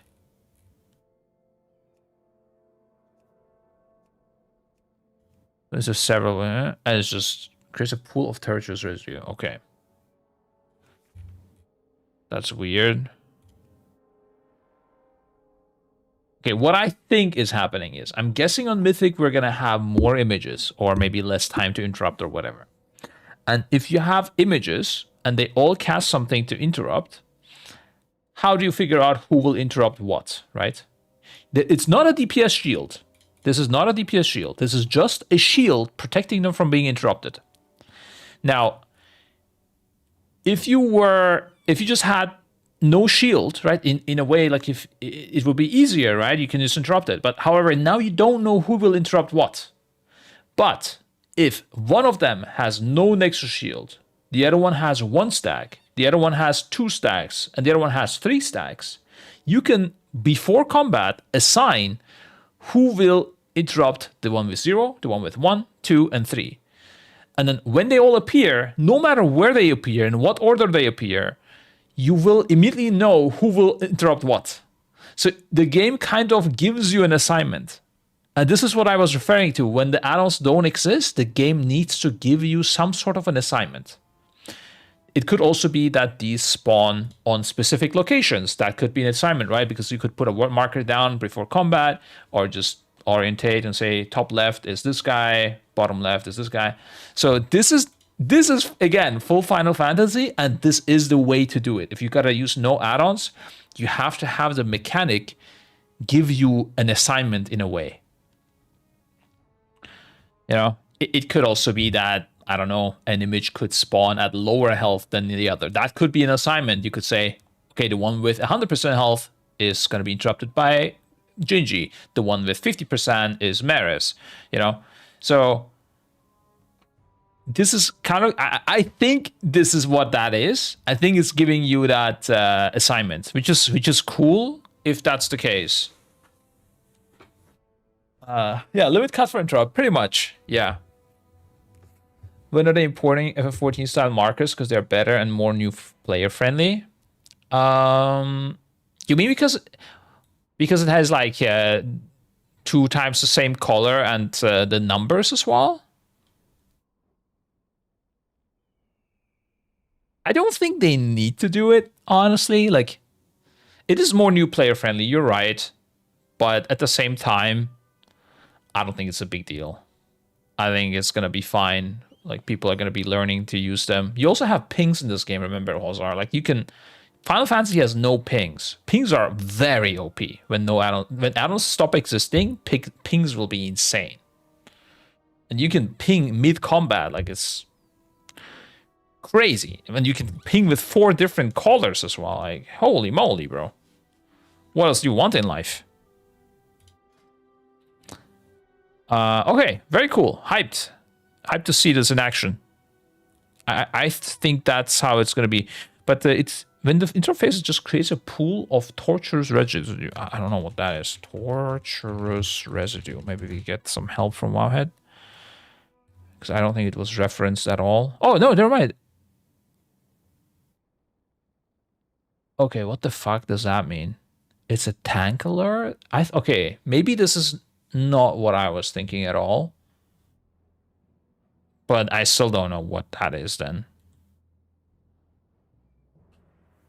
So, inflicting to players. So, torturous residue. It does make sense that it is a ground effect, considering it's called residue. But looking at Wowhead, it doesn't. It's a pool of torturous residue. Maybe it's soakable? I don't know. I don't really understand this. Nope. I have no idea.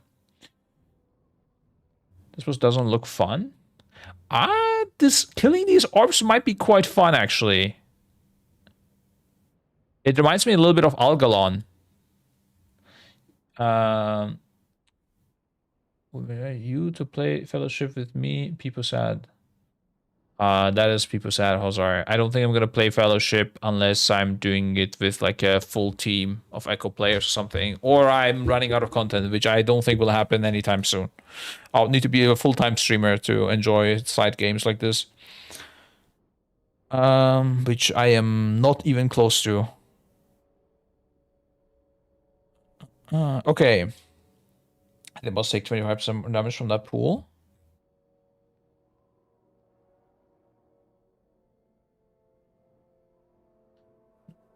That would be weird. But you're right. This is the over-infusion of Cosmic Void.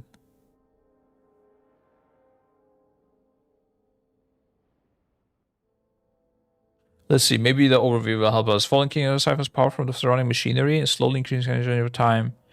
For reaching 100 energy, he is overwhelmed by the void. No, you're not right. Good attempt though. Pretty sure that will draw orbs from the void from an orb. What about tanks? If constant for power, shatter twilight, melee attacks instability. Now this residue, I don't know. Something is weird with it. This is creating a pool of torturous residue. This is the ability torturous residue. Facilitates the over-infusion of Cosmic Void.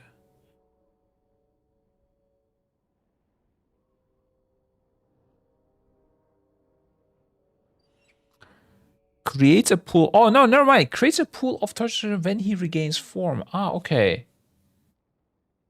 So this is some room denial. I don't know why it's tankular. Oh, I know why it's a tankular. You gotta just move him out quickly. That's it. There's nothing smart going on here. You just, before he reaches 100 energy, you put him to the side, and then you move him out right after. That's it, guys. And this is just room denial, these casts.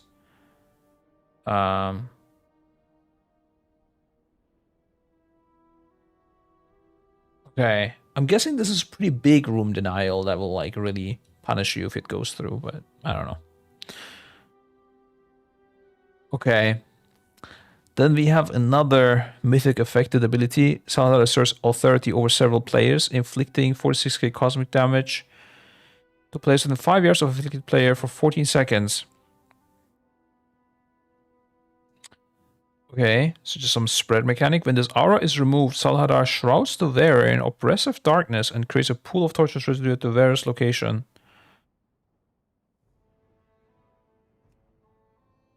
Smothers of absorbing healing. So you get a heal absorb and you drop a pool again on the ground. And they just kept the tank alert because it's from the first thing, I'm pretty sure. And also the expansive force of the cosmic void lobs several missiles at the ground, inflicting 194k. It's funny that they still have spelling mistakes. This makes me... I'm surprised, actually. I would think they, like, do an AI grammar check or something, which looks like they don't. Inflicting 194 cosmic damage to players residue within 80... I don't mind it, obviously, so whatever. Players within 8 yards and leaving torches residue.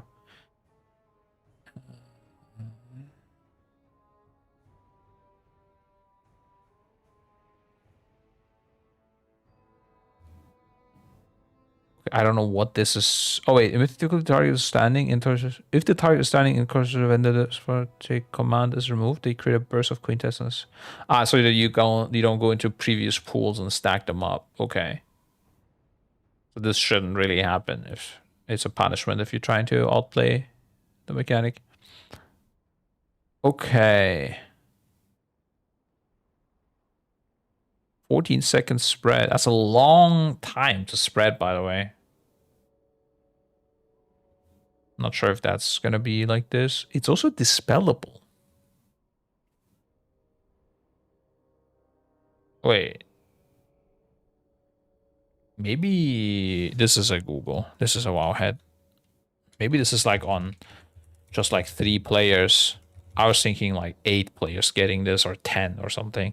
But maybe it's like 3 players and this is like every 0.25 seconds, a lot of ticks.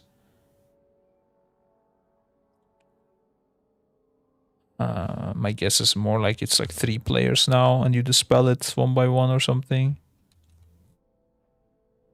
It is 3 players, but it's 4 on Mythic. Okay.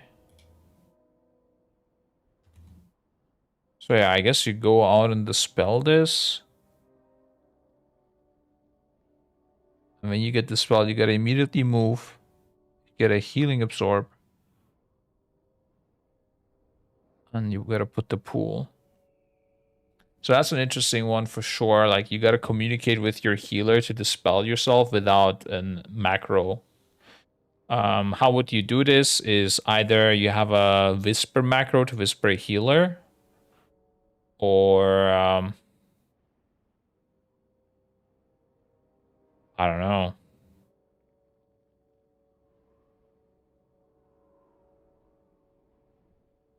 You could ping your healer, but I mean, he's not gonna easily see it. You could just talk. Yeah, that's true. You can just talk. But, you know, what if you like, what if you're a deaf person? Or, I don't know, you're pugging or something. I mean, this is the 3rd boss, yeah? I mean, you can just look at them as well, obviously, right? If there's only 3 players, especially a heroic or 4, you look at where they are. But I mean, ideally, you have a nice solution for it, though.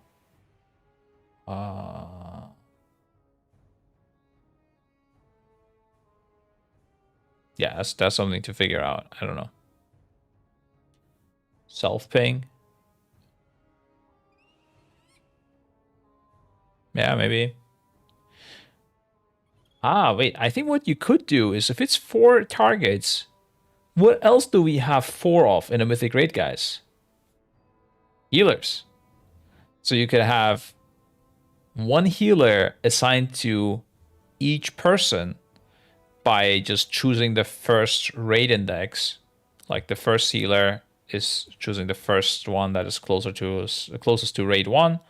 The second one is the second closest, third is the third closest. So you only monitor 1 player. And if you're only monitoring 1 player, you can just, I think, kind of just use your eyes as a healer. Or per group. Yeah, but they might not be chosen from each group.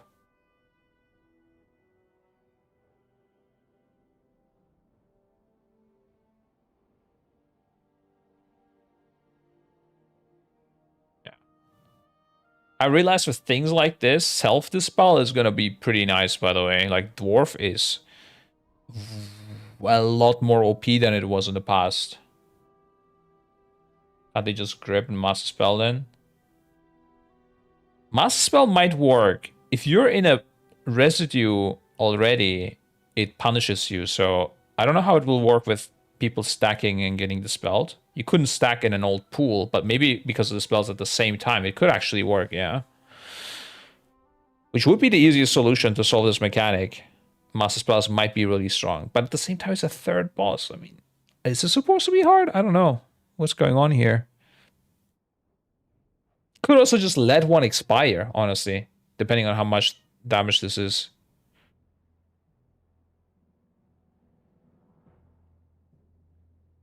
Or just spread and dispel, you know, maybe the room is super big and just fuck it, just go away. And you just always dispel like 3 seconds after this is applied, and then you just gotta be at the correct place, and he does just tack, tack, tack, dispel you. And if you stacked up, you fucked up.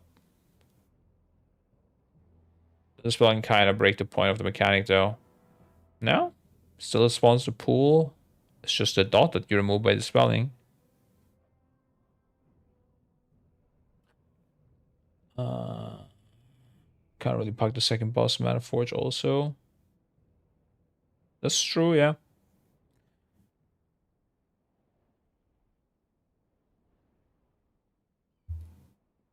Yeah, okay. I mean, there's not that many mechanics if you think about it. Like, it might be a harder mechanic, but it's not a lot of them, so at least so far it doesn't look like it. We have Saladin's Binding Loosen and release a bolt of Twisting Darkness that jumps between all players, inflicting damage and additional dot. So basically nothing, just heal.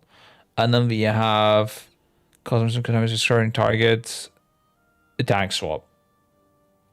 So you have, I mean, I don't know, maybe this boss is also not fully done. But right now you have, I would say, I don't know, I wouldn't even call this a mechanic, bro. It's just a big hit on the tank. And the others just gotta dodge.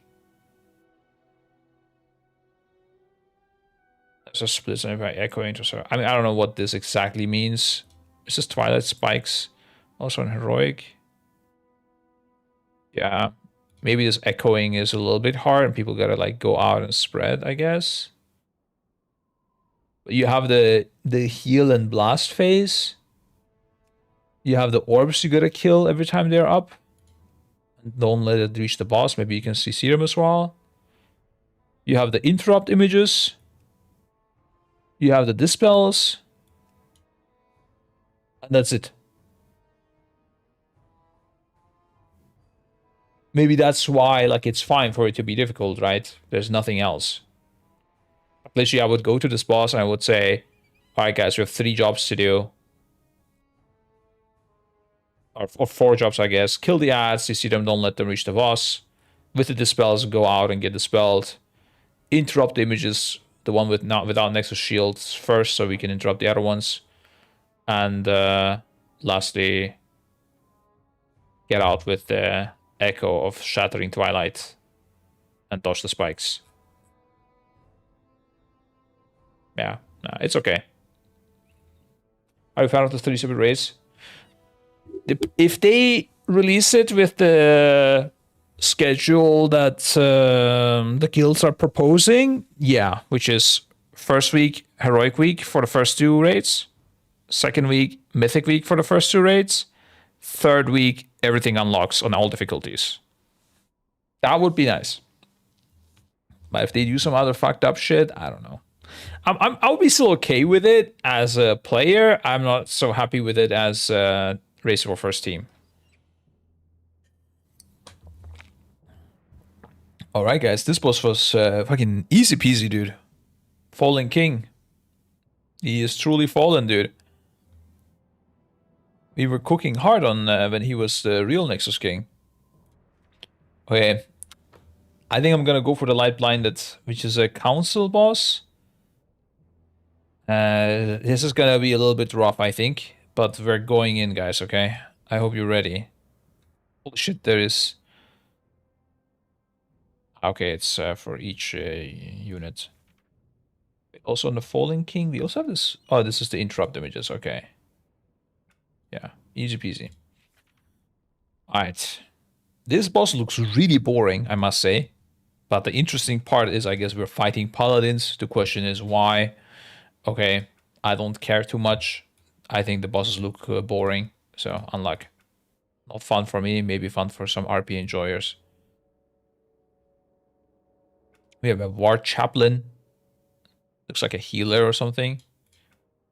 General Amias. And then a Commander. Each member of the Vanguard attempts to empower their allies with their aura upon reaching full power while unleashing their most devastating attack. Okay, this is like Soul Hunters copy-paste right now.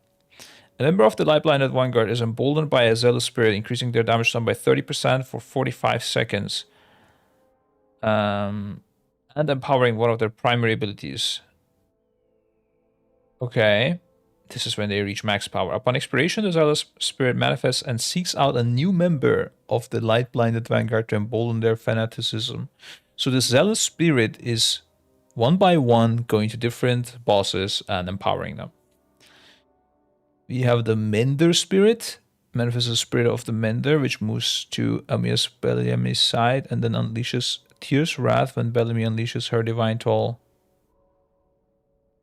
Okay. Bro, I wish I was a paladin and knew all these spells. The zealous spirit manifests as a spirit of a defender, which moves to Commander Venel, Lightblood side, and unleashes Divine Toll when Lightblood marks players for execution sentence. And lastly, manifests as a spirit of the Vindictive, which moves to War Chaplain's Sen's side, and then marks players for execution sentence when Sen unleashes Tear's Wrath.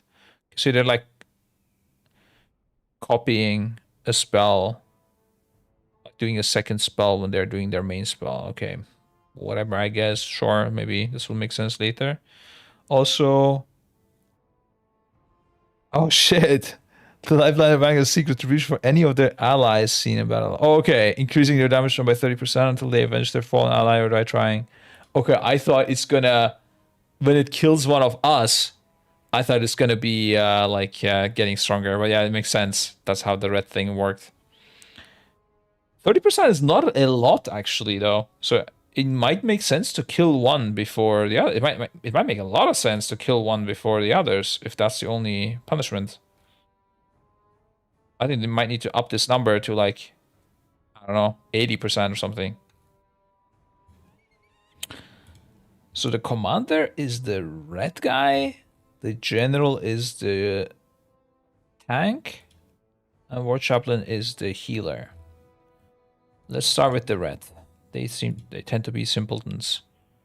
For reaching full energy, Commander Venel Lightblood emanates an aura of wrath, which increases the holy damage of all allies by 100%. Upon removal, Commander Venel Lightblood consecrates this location. So is this happening when he casts Aura of Wrath? No. And then unleashes Divine Toll when Lightblood marks place for execution sentence.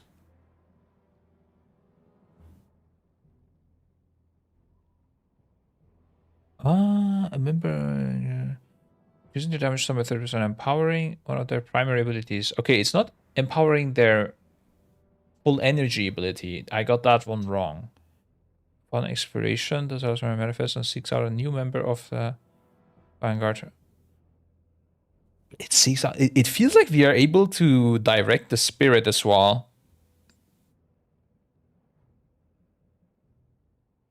Are you planning to release Wolverines in short time frame? Yeah.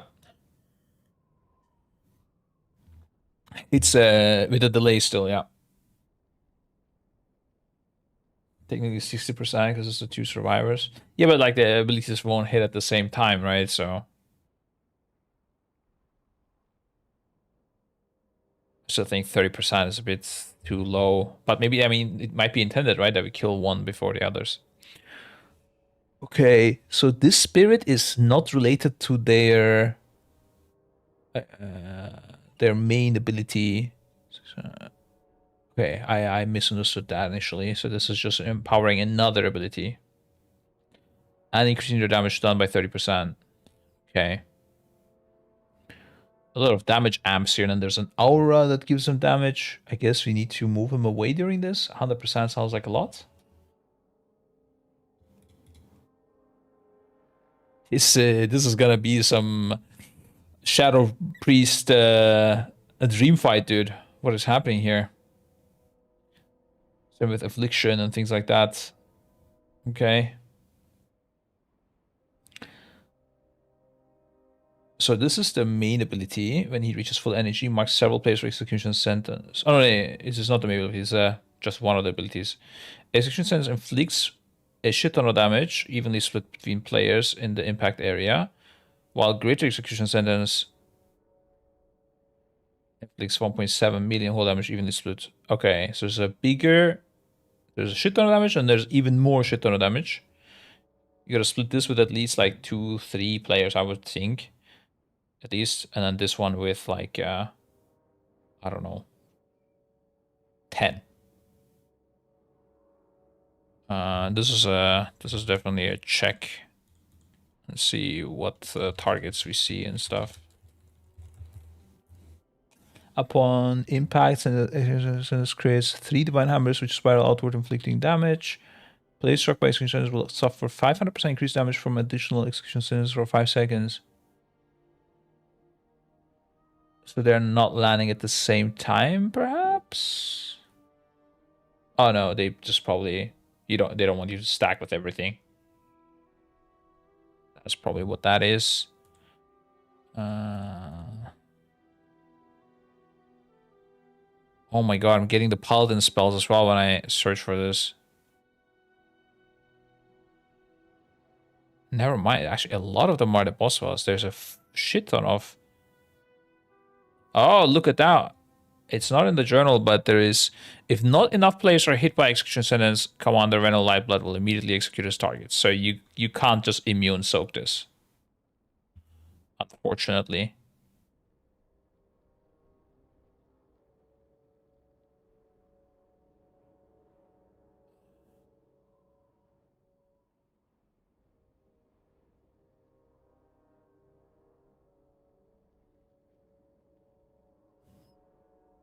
Okay.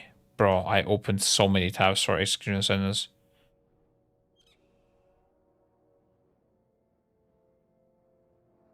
Oh, this is the class ability.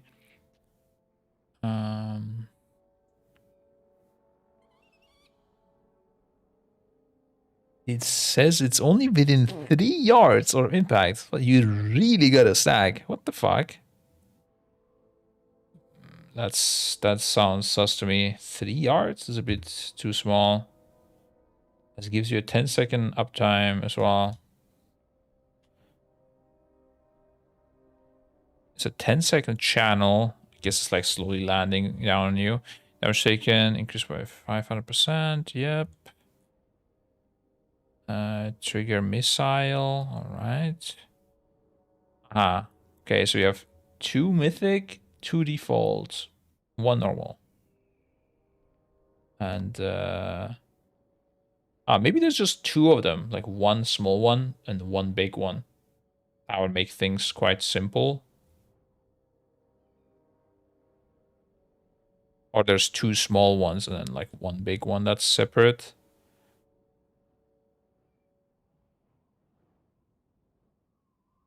There's another one with 4 mythic, 2 heroic, 2 normal, 1 default. So maybe it's 4 smallies and 2 big ones. In which case, this is quite fucking hard. You gotta use some personals for this. It does say deadly. Okay.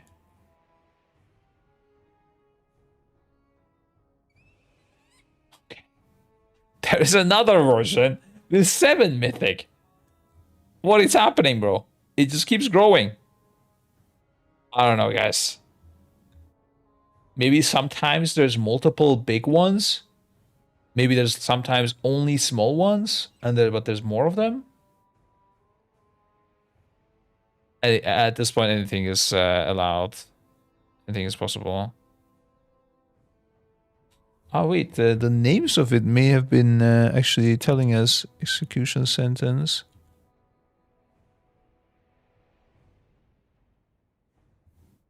Never mind, they're all called execution sentence.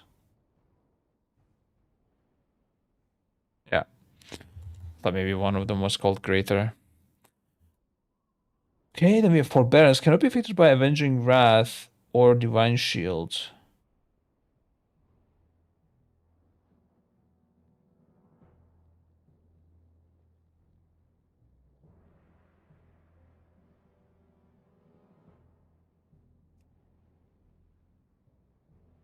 While doing this. Which and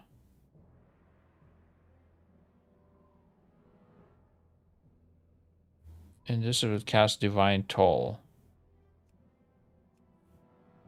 Does it say what divine toll does here? Yeah.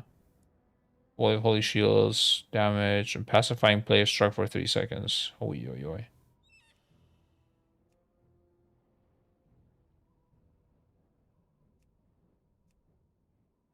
Interesting. They did cook some things here, but I don't understand what they are cooking. The foreign dish. You prepare these journal guides as a book for your readers to read before bedtime. No, we typically have just paintings that we look at, but for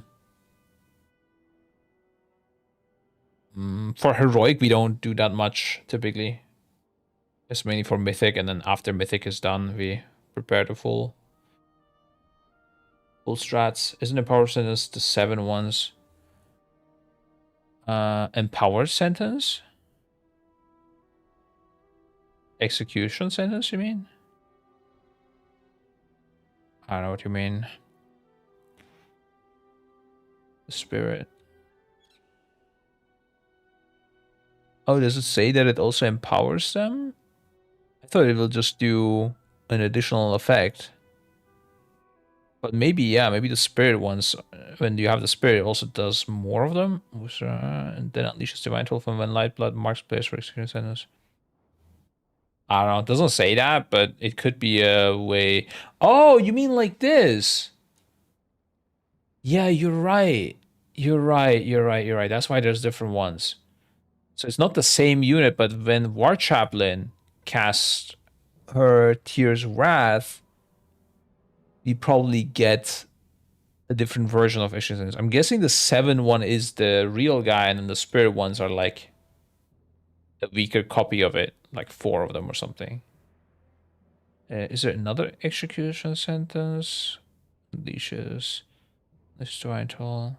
There's a 3rd execution sentence, and maybe that's the big ones. So maybe this is like 2 big ones and 4 small ones, and then here you only have like 7 small ones. Something like that. In fact, 7 small ones are even harder to assign technically than 2 big and 4 small ones. Because of reasons. Because the game doesn't assign it for you, like we spoke about on Fallen King. But okay. Yeah, that's true. Okay, let's keep going. A Divine Storm, damaging people within 8 yards. Shitting on melee players. I like it. Maybe it's a cast or something, but that wouldn't really match the... What the hell? That's just like half your HP just attack, just because you're melee. On Mythic, while empowered by the spirit, the will create several divine storms nearby which slowly converge on their creator. Oh, okay. That's a bit weird, but okay.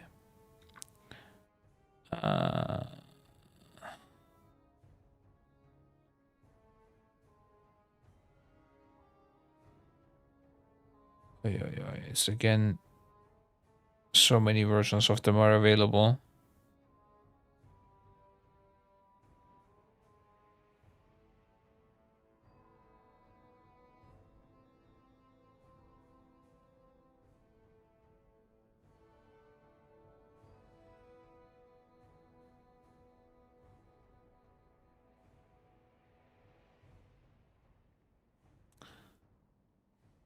Okay. Checking if there's anything interesting here. Maybe this is something you can dodge.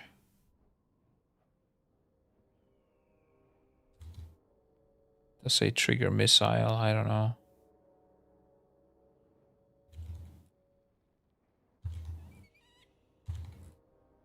Yeah, it is an instant cast though.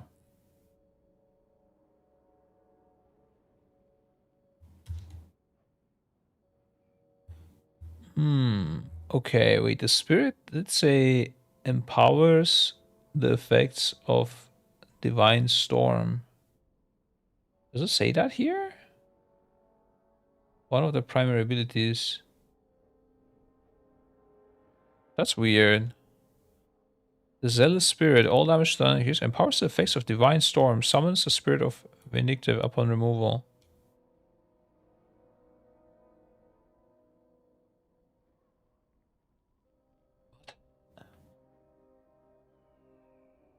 Every part of the restoration manifests and seeks out a new member.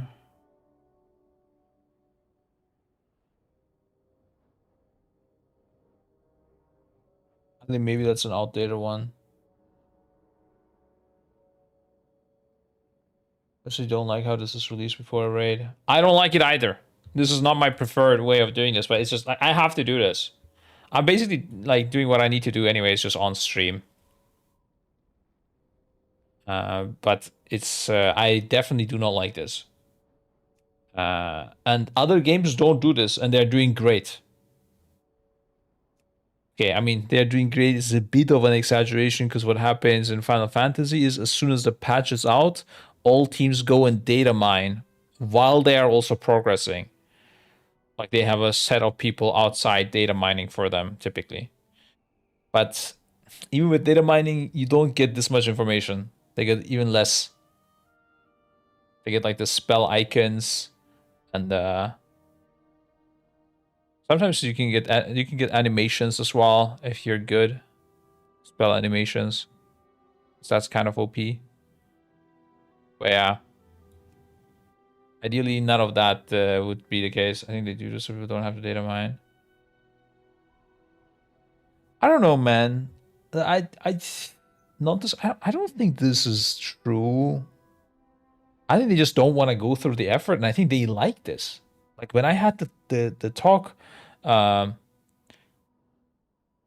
with like a developer, I think they were like they wanted so that the like people can look up and learn what they need to do. I think it's intentional. Was any hype from release? And we have all the content 4 months before release. It does. It does. I mean, the thing is, even on release, I wouldn't want the journal to be existing. I think the journal should exist once the boss is killed. Very Destiny style raid. Yeah, Destiny style is amazing. I just think 2 days is too short. Ideally, it would be longer and more bosses. So we have that part involved, but the rest is worse than Destiny, I would say. Once you start to pull, I prefer not. But that would be better, of course, still than this, of course. Once you kill the boss, you learn a journal. Yeah, that's what I would think is the best way. I mean, also no journal at all is also completely fine, you know. But it's just like eventually people are gonna make it, right? There's gonna be guides out there, so might as well have the in-game journal, so it's more accessible to everyone. They don't need to go to third-party sites.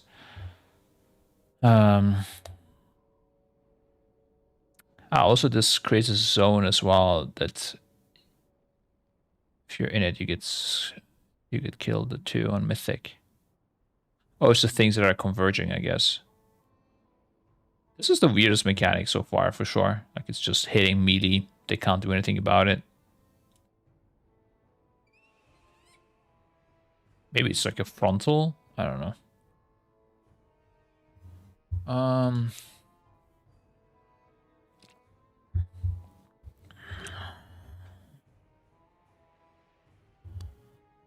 Then we have dealing holy damage to all players within 40 yards. Sacred Toll. Again, 40 yards, by the way. 200k damage. Outrangeable. Interesting. Sus, you could say. Maybe this is just a mob that you keep outside and just ranged kills it, and then every time Sacred Toll is coming, you just move away slightly and hit the other mobs. Which again is amazing for Shadow Affliction. They have an extra target that they can hit. Any multi-daughter. Maybe also Boomkins, I don't know. The one target maybe is not that amazing. Then we have Judgment, current target for damage and increasing the damage thing, final verdict. After marking his target for Judgment, light level cast finally on his current target. Also, they have a quick taunt swap on this guy as well. What the fuck? This, looking at just this, it feels like it might be worth to 3-tank it. If you want to like outrange shit and stuff. Which seems completely reasonable. I guess you could move it in for disability and then move it back out again. Depends on how often this is casted, I guess. Increase all damage done by 30%, but also increase all damage taken by 20%. Ooh, that is... Bro, this guy is getting spicy and spicier the more I read it. I keep, like, in my head, I keep moving it in, and then moving it out, moving it in. What is this now? Okay. That would explain us moving him out, because the damage will get balanced again when you move him in, and everyone will target it because of the 20% increase. So this is because imagine if this was always perma-in, you would like never target it and then only target it during this buff. It would be kind of weird, but moving it in and then blasting it and then moving back out makes kind of sense, balances the HPs kind of. Okay, but a lot of juggling with this boss seems to be worth it. And how long is this aura lasting? Actually, I didn't check that. Hold up. Oh no, it's upon reaching full energy.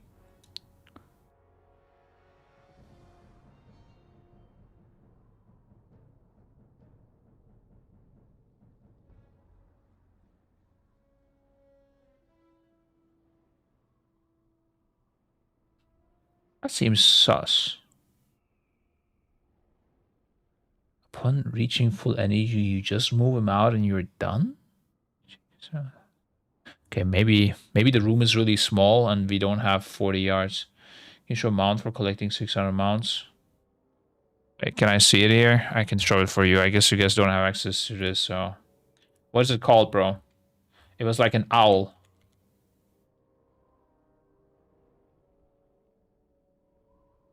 Jesus fuck, how many owls are there? When I check owl, it shows me wolf.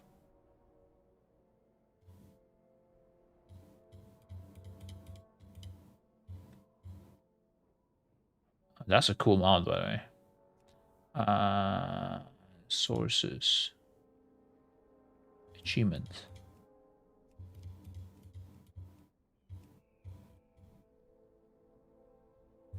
Owl? Oh, did it have... It's gone now. Is it one of these? I'm showing the achievement ones now. It's not in there maybe. I don't know, bro.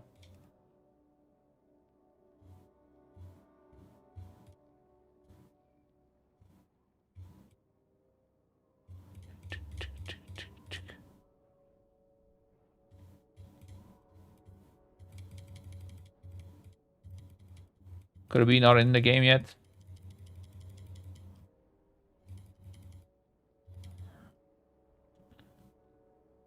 No.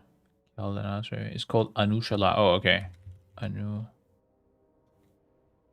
Okay, it's not called Owl. There you go. That's how do I show this nicely? Show character. Wow. That's amazing. Can I make it do things here? I don't know, is this how you show them out? I don't know how to show them. I can zoom in if you like. Oh, here. This is how you do it, guys. Is it the same one? It looks pretty much like it. Yeah, it's actually even like less effects. It's the same thing with less effects. More transparent effects. That's embarrassing. Do we have a rough sales tier for mount drops? Wait, is it that bad, the situation? Is there no sick mounts here? Wait, where are the mounts? Wait, what do you mean? No mounts? From the last one, surely. Oh, look at that, though. Wait, is that from the first boss? No, it's from the last one. That's gonna be... Surely, isn't this great, this mount? It's amazing, no? Wait, what is happening here? My rope is... What the fuck?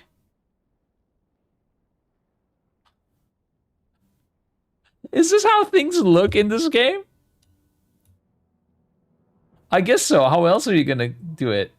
Like it's like going through between my legs and poking through my... Wait. That looks fucked up, actually, if you think about it. But let's see. How does it look when I have a normal mount? Oh, yeah, that looks better, I think.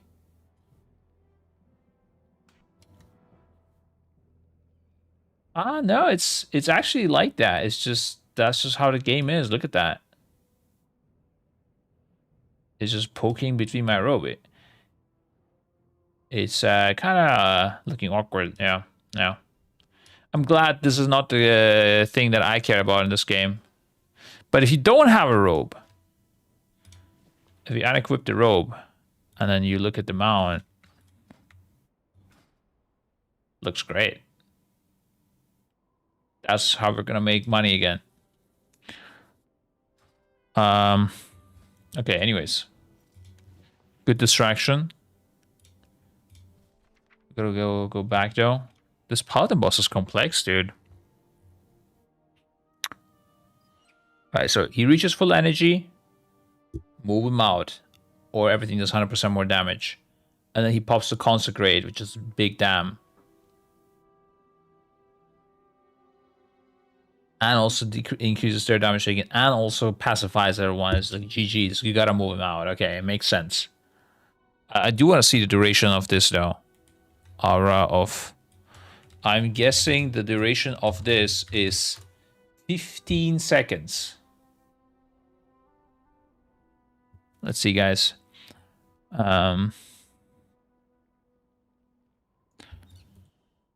Looking at it live with you.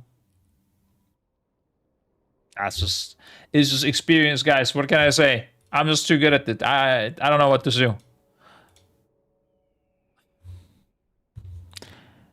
Okay.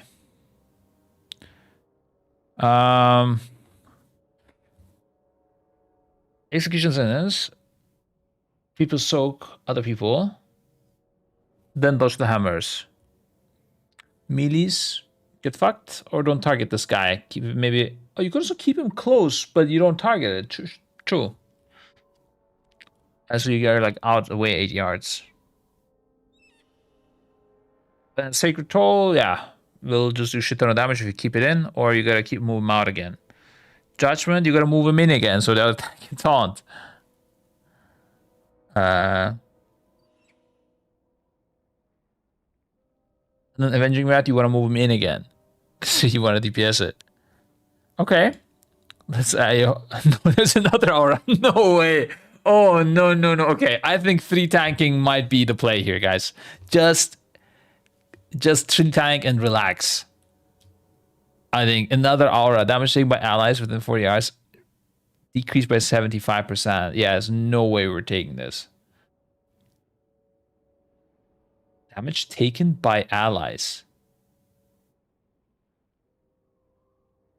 Is that how you would... Wait, is this English? Damage taken by allies? My brain is malfunctioning, I think. So all damage taken... Oh, reduces all damage taken by allies. Sure, I guess so. Yeah, whatever. Upon removal... General MIS Bellamy consecrates her location. Alright, yeah. We know the drill. Move him out on the aura. On Divine Toll, unleashes Holy Shields, pacifying people, and also cannot be affected by Avenging Wrath of Divine Shield. That's also another interesting thing. We also had the Forbearance here with Execution Sentence. It can't get Divine Shield or Avenging Wrath, which it does not even have access to Divine Shield. And it also doesn't get Divine Shield from execution sentence from the spirit. So I guess the Divine Shield itself is giving it to other person, immune to all damage. No, I don't get it. Why? Oh, I guess it's just it's not affecting that. Okay, I see. They just use the same spell because it's a paladin RP. So here only Divine Shield matters. Cannot be affected by Divine Shield. Cannot be affected by Avenging Wrath. Maybe like this is like sort of implementing the Big Wigs timer into the fight. So you know the debuff exists, and when the debuff is about to expire, you know Divine Shield is coming. Or Avenging Wrath is coming, in which case you would move the guy back in or whatever. Or target swap to it. Could be that. Maybe you don't get a Big Wigs timer for that and just get this debuff. Okay. It's Devo Aura, little bro. What are you talking about? Okay, Avenging Shield. Upon impact with its target, inflicting 200k. It erupts upon impact with its target. An additional 23k every second for 15 seconds to all players within 6 yards. Is dispellable. Okay, Unmythical Deval empowered by a zealous spirit general. MI spell targets all players with Avenger Shield.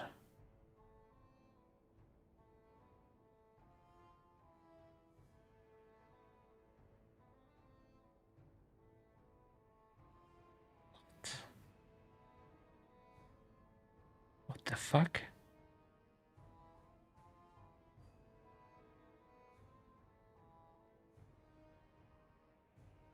I mean, it's not a lot of damage. But obviously, having like a dispel and getting rid of this is very nice. So, but even with oh, I guess like you would want revival for this, right? Revival, I'm guessing, still exists. Oh yeah, shit. That'll make this easier. Master Spell is also nice, but it's only 5 targets if I recall correctly, right? When it uses the spell, maybe because Forbearance on the boss and cannot use other spells abilities. Yeah, that's what it will be. It's just that it's like this guy doesn't have Avenging Wrath, but they just use the same spell for 2 different bosses. I get it now. It's all good. Yeah. That's an interesting one. So Revival really, really strong on this one. And kind of like Furak. I think you had also the Master Spell there. And otherwise, you just gotta stay spread. It is a lot of damage, though, over 15 seconds. If you don't dispel at all, it's quite a lot of damage. On top of 200k on top as well. Yeah, no, Revival just... If you don't play a Monk here, what the fuck are we doing? Monk must be real bad, bro. Maybe even 2 Monks if this is happening frequent enough. Alternatively, actually, Priest is going to be really good on this fight as well, because the mobs keep moving out and in. Probably. So, 4 Priests. Just Master Spelling. Could be a thing as well. Each of them covering 5 people. Or even if you get rid of like 15 of them or something, it's still really good. Okay, then we have Light Infused. Infused with Holy Light, inflicting 9k damage to all players every 2 seconds. The bosses so far, by the way, I must say, are looking really interesting. That's something to point out. I think these are the, like, quite, like, interesting looking bosses. Quite different. Not like just copy-paste, simple stuff. I would say quite unique, every boss we read so far. I mean, even Fallen King Saladar has some unique mechanics. And I think Even though it is simple, it looks fun to me at least. I'm hyped.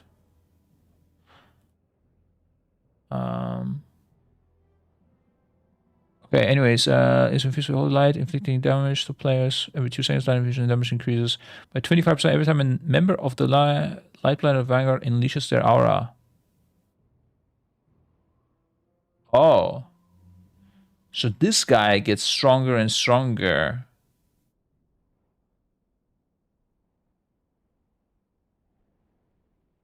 Interesting. 25% of 9.7k. It's not a lot, but it's, I'm guessing this is perma up every 2 seconds. There's like 5k DPS to you, and once 4 times the aura submit, there's 10k DPS to you.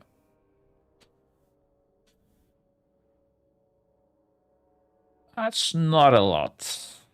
Don't think we need to care about it that much, is the feeling I have. But I don't know.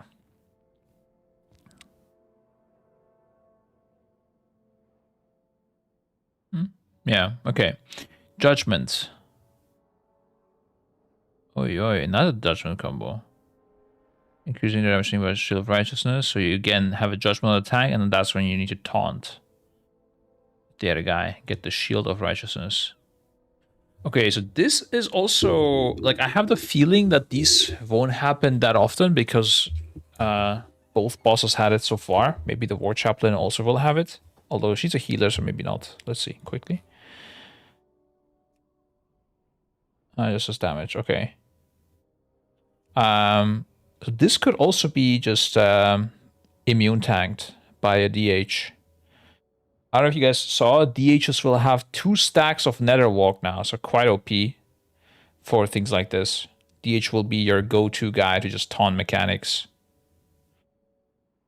Like simple mechanics like this.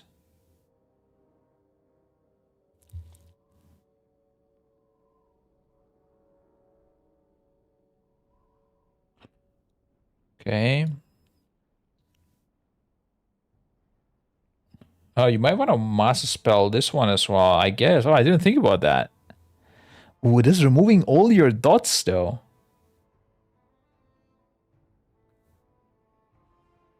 That's gonna feel unique for sure, yeah. I like the master spell interaction with this, though. I'm pretty sure it will work. Okay, then we have Aura of Peace. Is this some sort of silence? Let's see. Please directly attack a protected ally are pacified for 5 seconds. Upon the removal, pressures damage. I do want to check all auras. Are they all 15 seconds? I'm assuming right now, but directly attack a protected ally. Okay, in this case, I was going to say you might not need to move out, but you do have the consecration at the end, so that is weird.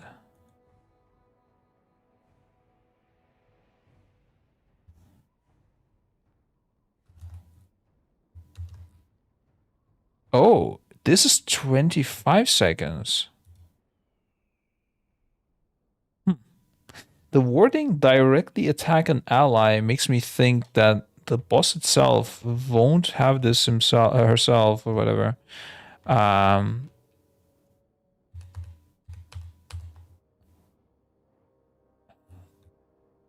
Let's see, Aura of Devotion.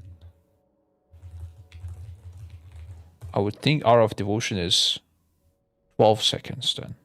If you're already having different timers. Let's see. This time my guess I feel like might not be right. Maybe 10? 10 seconds, guys. I'm going with 10. Okay, we're looking at it.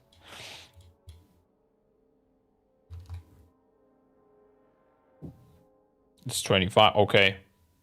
Guess this guy is just gonna fuck off.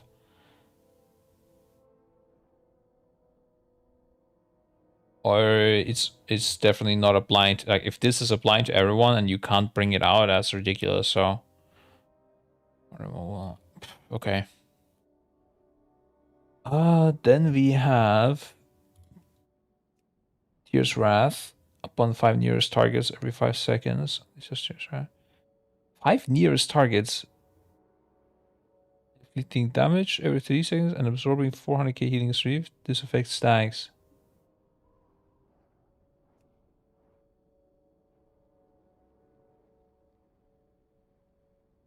Bro, this boss keeps delivering. What is happening now? That's pretty rough. Wrath. How long does this dot last is the question. But 140k every 3 seconds is pretty intense. And it stacks every 5 seconds. What? That means you gotta reset it every 5 seconds. Please, all the damage every 3 seconds. 15.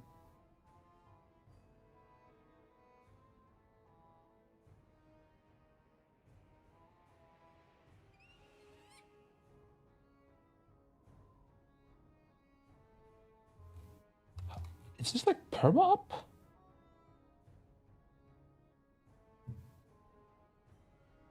Triggers a spell for Barons.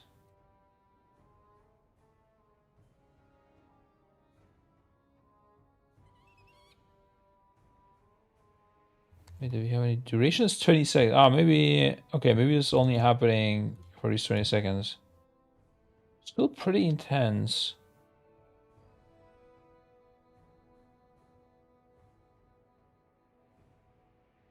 I'm gonna have like 10 melees here and just swap them all the time. I would say that's probably how you want to solve it. It's 5 mythic people and 3. A lot of things that do damage though in this fight. Damn, bro.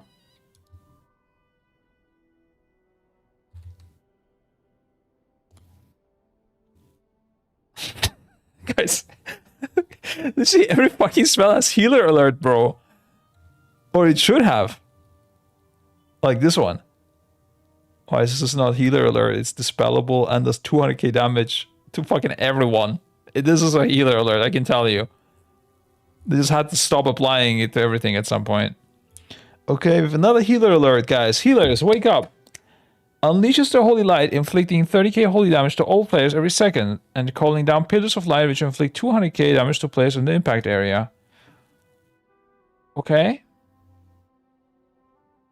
Mythically, while empowered by the Zealous Spirit, spirals of holy energy flow outward from Choplin Sen, while she unleashes her searing radiance. Okay, this is a little dot, and you dodge stuff. Inflicts 200k holy damage to players in the impact area. Okay. Playable. Watch Choplin Sen protects herself, absorbing 3.3 million damage and gaining immunity to interrupt effects. Sen then mounts her mighty Alec and charges into battle, trampling players in her path, inflicting 388k physical damage before unleashing her blinding light. What the fuck? 300k to all players and disorients for 5 seconds. Just like one interrupt we need to do. See, this kind of usage of interrupt, I don't have a problem with, because like anyone can do it. It's super easy. It doesn't need any assignments. I like that. That's how you do nice interrupt here, yeah. A quick little interrupt. Shock search current target, inflicting 155k holy damage. Oh, she also has Divine Shield. Okay, and Tear's Wrath gives forbearance. Okay, bro, this is my room is becoming a holy light right now. I'm gonna turn on the lights a bit, guys. Holy shit, okay. Now we're getting consumed by the void. Okay, this is good. Okay. So you gotta deplete the shield while she is on the mount trampling so that you can interrupt it in time. Otherwise you get destroyed. Then you have some damage on the tank and the immunity. And you're done. Finally, you're fucking done. This is a one-phase fight, bro. You just keep slamming it, and the timers just interact and come in different ways. Interesting.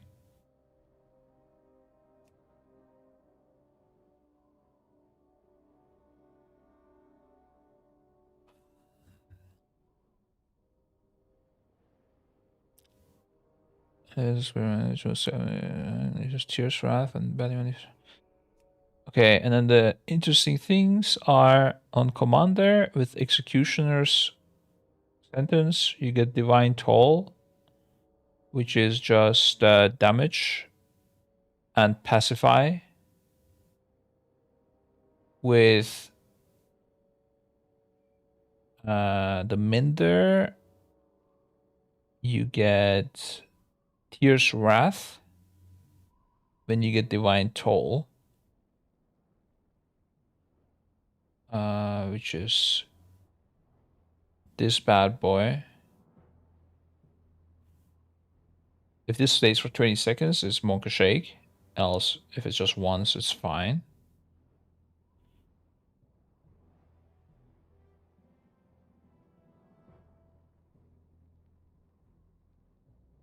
Oh, this is dodgeable, I guess. Okay. Didn't realize that.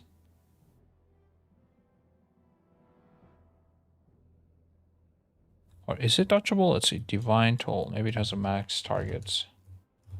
But man, this was a complex boss, guys.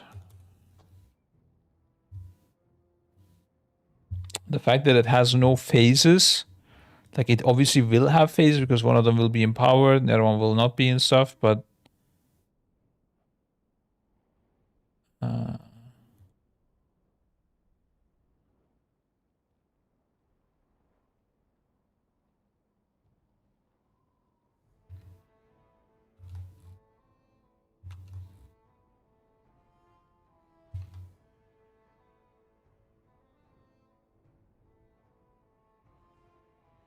so it does say for duration is 18 seconds, and every 2 seconds it does Divine Toll.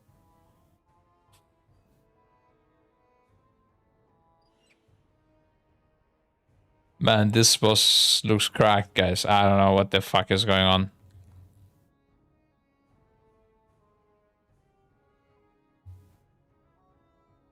Either the boss will just delay everything. Yeah, it looks like it's dodgeable projectiles. Either he will delay everything and be like really slow, or you're gonna have an action movie here.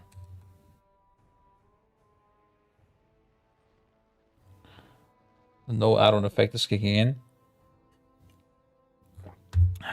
I don't even know on this fight how add-ons would impact anything. Okay, I guess the execution sentence is gonna be a bit crazy. I don't know how we're gonna play that.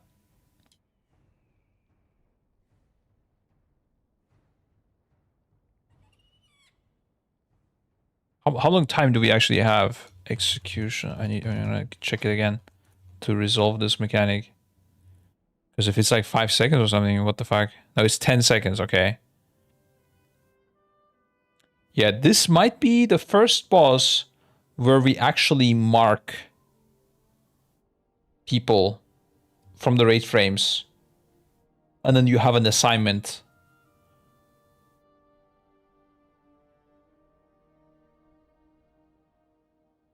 The interesting thing is, like, the reason we use also VCARs to assign stuff, right? Like, is, let's say I'm assigned to help Skull. And Roger is assigned to help Skull, and Gingy is, and Maris is. And we are the 4-man team to help Skull. But what if we get the mechanic? Like, if there's bad RNG, how do you outplay that, right? If the whole team gets Skull. There needs to be some monitoring going on.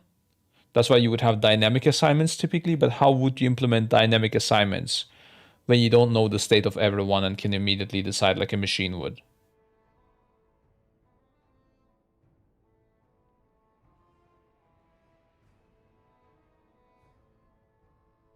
You would typically have jugglers, so certain people that wouldn't be assigned. So you would have some base information that, like, out of X amount of people, some will be guaranteed picked and some are like you're unsure about. Like, let's say a healer always gets picked or something like that. Like, let's say one healer, one ranged, one melee, one tank. Or something. I feel like something is lacking here. Maybe the greater ones are going to the two closest ones or something. I don't know. Or it's always going on healers. Those are the greater ones. That could be a thing. They did something like that on Galivix, actually.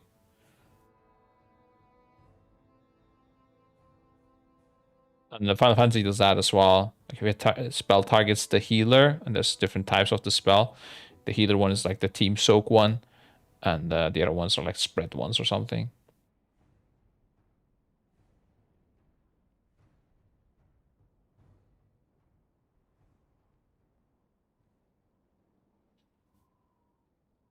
Yeah. This is going to be a hard mechanic with no add-ons, for sure. Just do Konga. You have 20 people.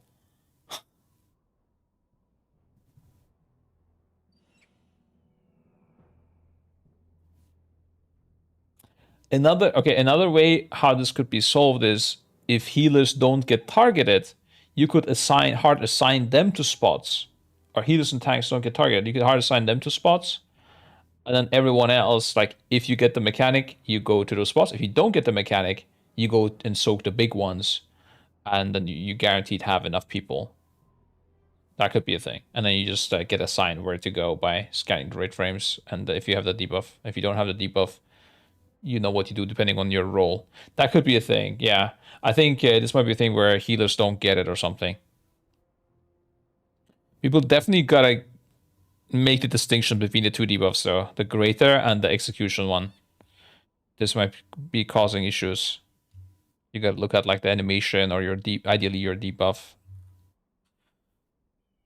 Aside from that, Big Week's timers is helping you with everything pretty much. I don't think you need anything else. It's gonna be really good at. I fucking hope people are putting their Big Week's timers on like a prime position, dude. If I see another Big Week's timer on like the edge of the screen, I will ask what the fuck you're doing. That's crazy, because that's the only thing helping you now. Outside of that, you're on your own. Like, you don't need that screen space. Put it in the middle of your screen. Put it right here, bro. Make it big.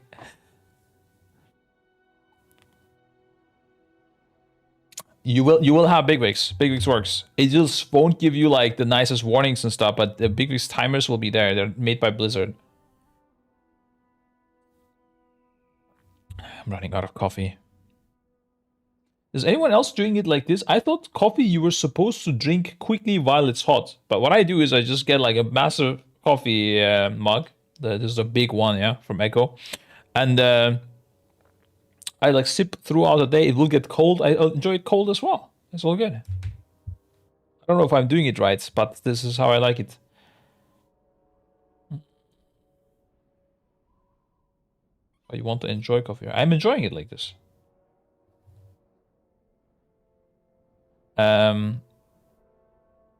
You won't have as many like warnings to do things, by the way. I think that's an interesting thing. Like, you will know when things are happening, the information is there, but you won't have like big V card telling you swap target to War Chaplain, like for every ranged player. You need to do that. You need to know that you need to do that. And you need to keep track of when that will happen. Maybe even keep your CDs for it and stuff. But there won't be like, when you target the wrong mob, it won't tell you idiot, idiot, and it's repeating like that. I don't know. It sounds pretty cool. Obviously. Yeah. I love it. I love it, dude. I'm a big fan.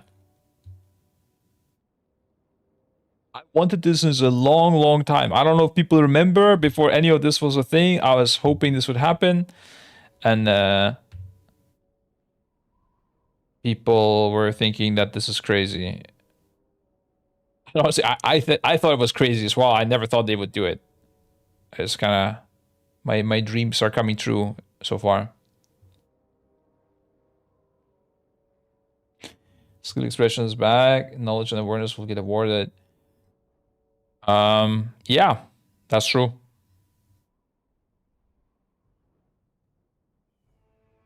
Space race much more relatable. That's true as well. Yeah, we were talking with Sam, our producer for the race, and I was saying like how we were both really happy that like the rate frames and the UI, they will look a lot more uniform. Even though there will be changes, I mean, they are now adding more features as well. People will have those black and white rate frames and things like that. It will still look a lot more uniform if you compare it to what we have, right? You'll still have the cooldown manager and whatever. And there's one little fly, bro. This is a liquid spy or something. I want my personal frame to be able to change. I don't need to face on it. Yeah, that's pretty sure that will be doable. They are allowing people to click create unit frames. I also am not a big fan of this unit frame. It's just not great. Not even necessarily because of the portrait, but like, why is the portrait so big, bro? And also, like the numbers, the way it's visualized, 215k out of 215k. Like, okay. Yeah. All right, we did the last two bosses, guys. I'm actually impressed. And we did Fallen King as well. I don't know. Am I sending another one? This doesn't look too complex, maybe? I don't know. Maybe a quick break. I had some videos to react to, but I closed all of them, bro. I think I need a react to chill out a bit. Can we track encounter abilities for raid?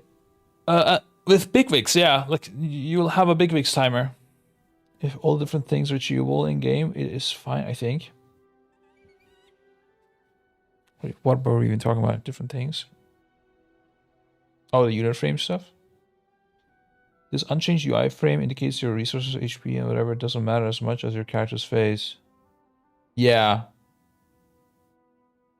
It's just a bit weird.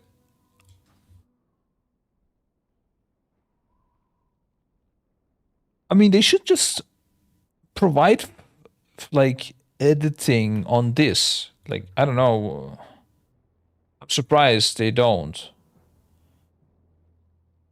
Like, you should just go to edit mode. Wait, where is it again? Oh, did they say that it was like bugged or something, right? You need to go from like the chat frame or something. Edit mode, yeah. What the fuck? Like I should just be clicking here, and then there should be like a bunch of options here. Hide portrait, like scale it up, hide mana bar, hide my name, hide my level. You know, I don't know, add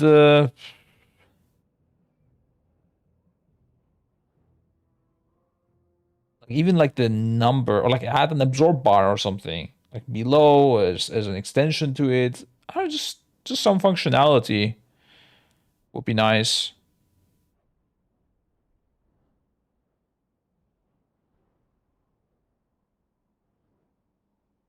I think they should have done that when they first released it as well. Like, I'm even okay if they don't provide you the option to change like the theme and the aesthetics, because I can understand if they want their game to look a certain way. But if you would hide the level and my name and my portrait here and make this bigger, this would still match the worlds, right? It would still be fine. Like, I'm actually gonna do it right here. Wait one sec. Display capture. Tag.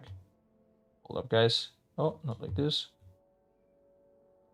Hold up, it's happening. Don't worry. You're gonna be surprised now by my magic, okay? Are you ready for this? Zoom. Okay, not as perfect as I imagined. But yeah, something like this. A little bit smaller. There we go. If I can do something like this, like I should be able to. I'm surprised that you can't. And also, wait, how does it look when I am targeting an enemy? Actually, I don't even know.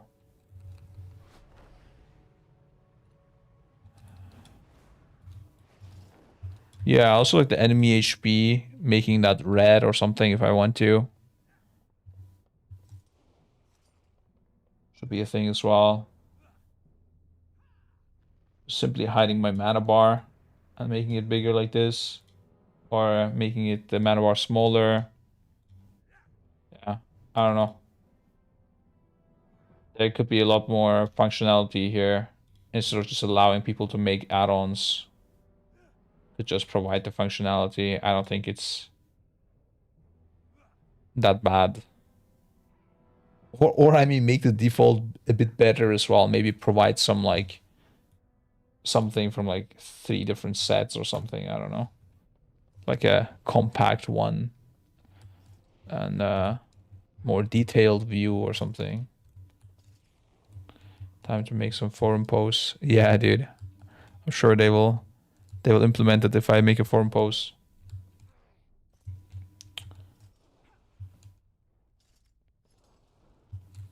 If Blizzard adds some, how many videos will ask ChatGPT how to set up their game interface? That's why Blizzard just does it for them. Yeah, that's why I was saying, like, yeah, ideally they just like, okay, they can give you this functionality and they can still ask you to pick out of like 3 presets, right?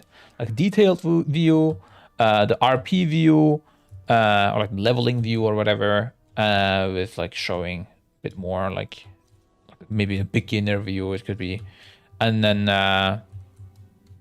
like I don't know,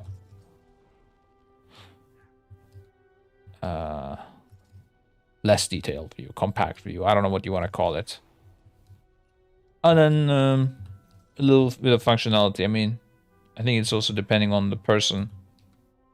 Some people like things big, some people like it small. Yeah, you know how it is, guys. RP view, combat view, beginner view. That's right. That's right. I mean, they have that as well with other things. They have this like how you want to move legacy movement, which is horrible, or the strafing movement. Does anyone use like AD to turn their camera and think that is a good thing? Like, is there any debate on this? Trying to understand why. It's just because like people don't know how to use the mouse camera. It's like something.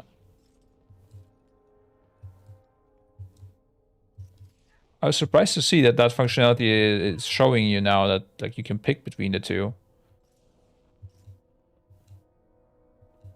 Camera-based movement would be crazy as well. Yeah, if you can backpedal and just it goes backwards. That's a bit wild. I was referring to like strafing versus keyboard turning.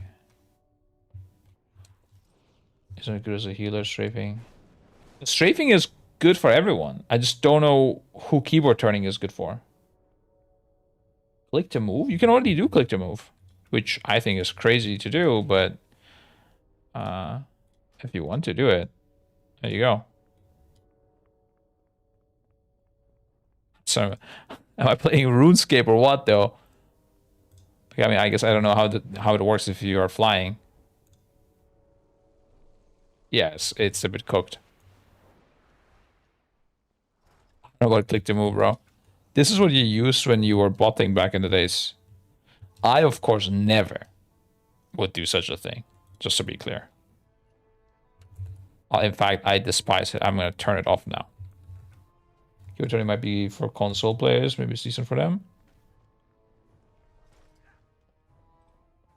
Maybe. I don't know. Used for a little while when I was laptop gaming without a mouse. Yeah, I mean, if you don't own a mouse, I feel like that should be the exception though, right?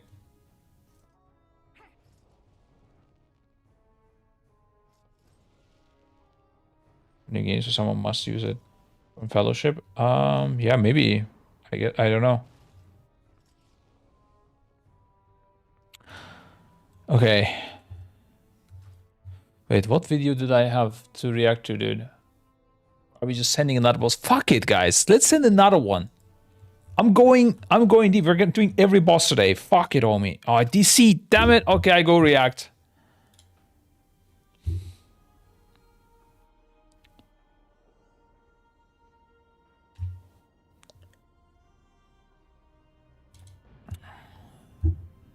It's fine. No, we do bosses. We do bosses. We can do this.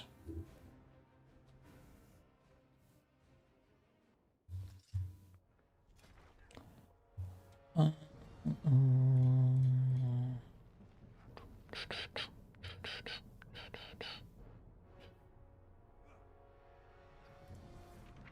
about the world bosses? Do they drop sick loot? Champion loot. Champion.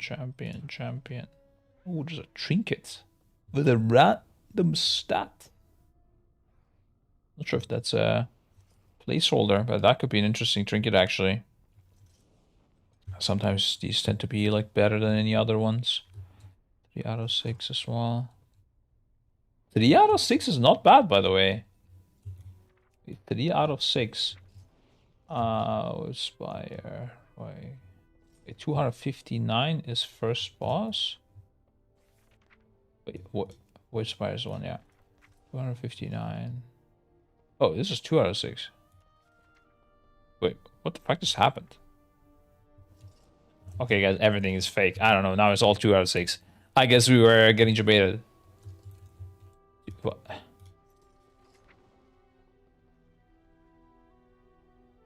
The tears are completely scuffed. Okay, let's just not look at it. It's fine, bro. Looking great. Looking at the 2 dragons. The dragon siblings, guys, yeah? Damn.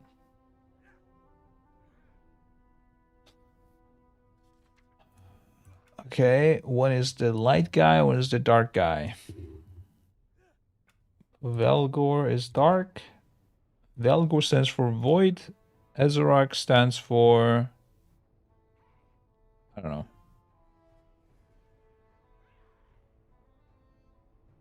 Ezreal, and Ezreal does light spells. There we go. Okay. The dragon siblings begin the battle, alternating light and grounded combat, swapping after midnight flames at full power. Okay, I'm wondering if they're... If one of them is flying, the other one is grounded, I guess so. In response to Lightbound Vanguard 8... In response, the Lightbound Vanguard 8 players providing their radiant barrier to nearby players.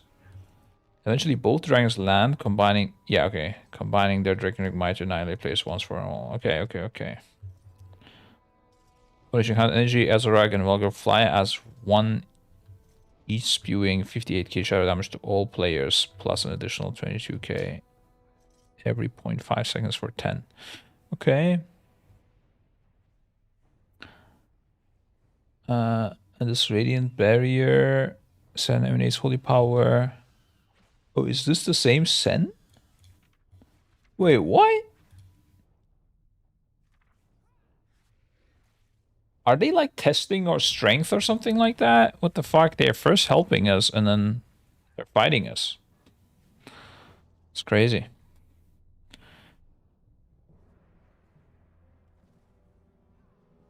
Oh, blessing within 20 yards. Every second this applies protection to nearby players, absorbs 100k midnight flames damage divided evenly amongst players.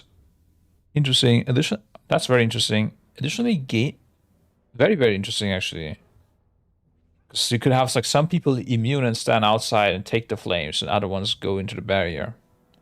Additionally, gaining Radiant Barrier consumes midnight manifestations, spawning manifestations of midnight for each application. Wait, gaining Radiant Barrier consumes midnight manifestations.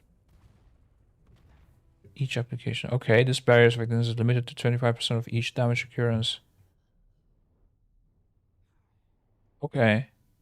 So it's like an AMZ in a way that gets rid of a debuff and spawns adds. Present Bellamy and or Lightbrood increase the amount of absorbed granite. If present. Okay. Let's see what the hell that means. Draconic Duo.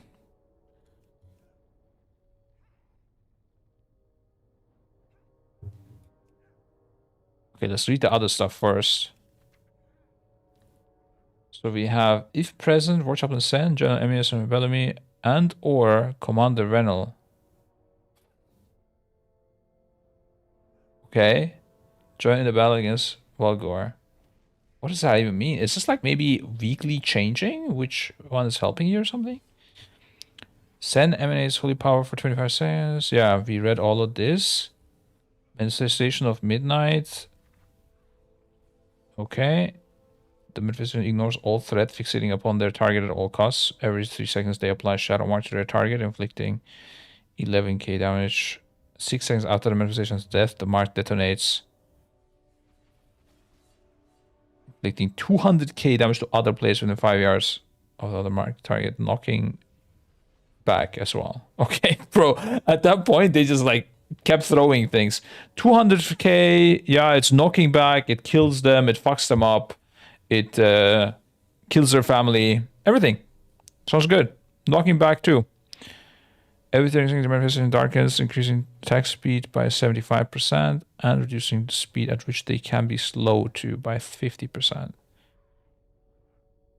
Every 30 seconds. That's a long time for a fixating ad to be alive.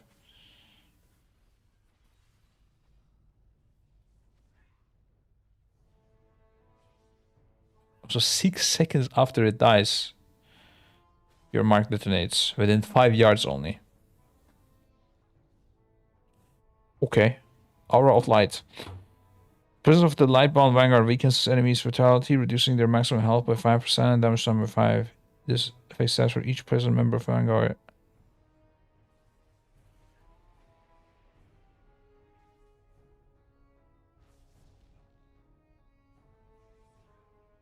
Very curious how this is going to develop. Appears tipping the scales, enfeebling target players, and vanishes. Damage and stacks. Okay. Osmosis draws shadow power from her target, creating an astral affliction. This extra dimensional clone lingers momentarily, casting the target's ability, then disintegrates. That could literally be fucking anything, bro. Is it gaining an ability from our players? Is it gaining it from the paladins? From the dragons? I have no idea. Okay. Are there any rare items? I think there are, yeah. Can look in a sec though. I'm too deep now. So there's the 2 dragons, and then there's abilities that they both have. While grounded, they do damage to the tank and apply a dot. Wow.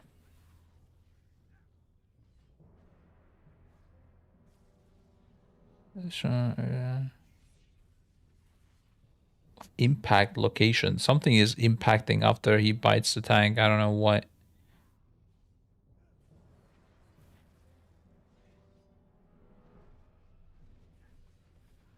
Didn't get it, but it's okay. We just dodge things. Reaching high energy. Flies us once, spewing damage. Yep, that's being the barrier or immune outside. The clutch mates share a bond, increasing damage done by up to 100% as the remaining health diverges, beginning at 10% of total health.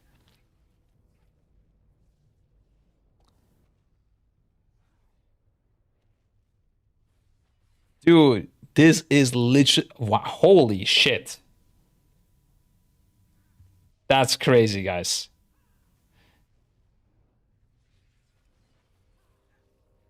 Wait, am I understanding this right? Share a bond, increasing damage by up to 100% as the remaining health diverges, beginning at 10%. Upon removal, through Style of Fury. Upon removal, like when one of them dies. That's crazy. This is like full Final Fantasy. The crazy part is like it's not just a mechanic. Wait, I gotta show this to you guys. This is the I've never seen this copy 1-to-1 before. What's the boss called? DSR. I go crazy as in a good way. No, it's a I don't mind it. It's just crazy how much they copied.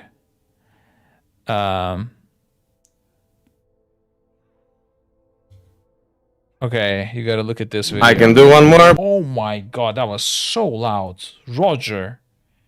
What do you mean you can do one more? But that's it, yeah. If we don't kill it in this one, I don't know.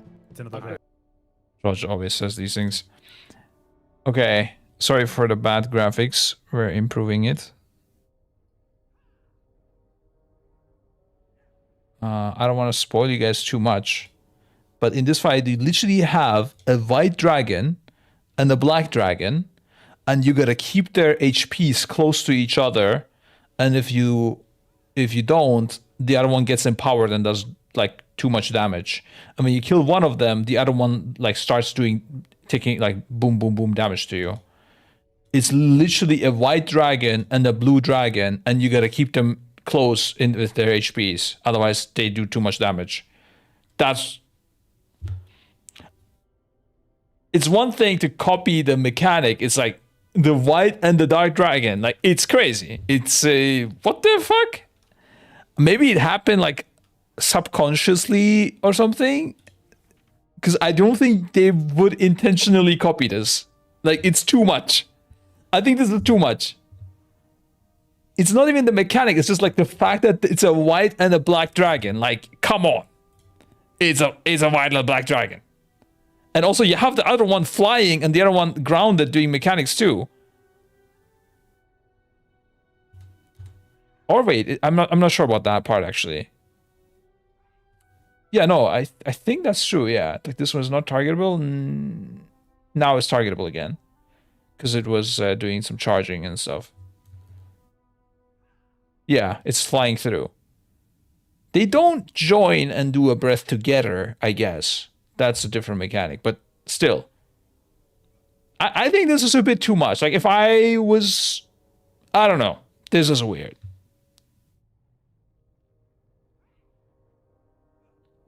But Leona and Theralium were similar, but not with HP. I don't know. Maybe they just tested it in Final Fantasy and now they're adding it to their own expansion. Like, literally, I think this would be not sticking out at all, right? If this was not a black and white dragon. But I don't know. This is a bit crazy to me. I don't know. I don't know what to think about this. I'm okay with Blizzard copying good stuff, and this was like a cool mechanic. And I mean, technically it's slightly different, because here it's like slowly stacking up the damage increase, versus on Final Fantasy, it's like, if it's too much, it will just be empowered.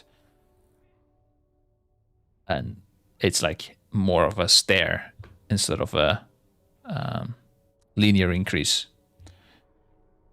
The HP difference is a bit too small.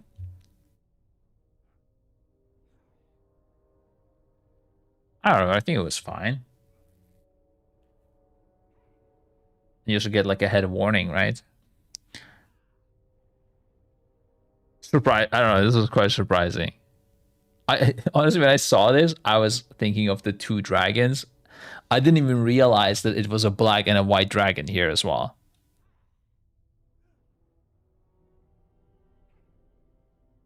Oh, even the name. Grace Velgar?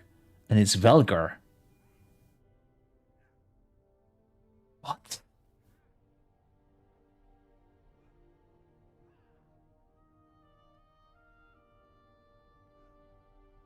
Is this super fucking weird? I don't know, man. Velgar. Velgor.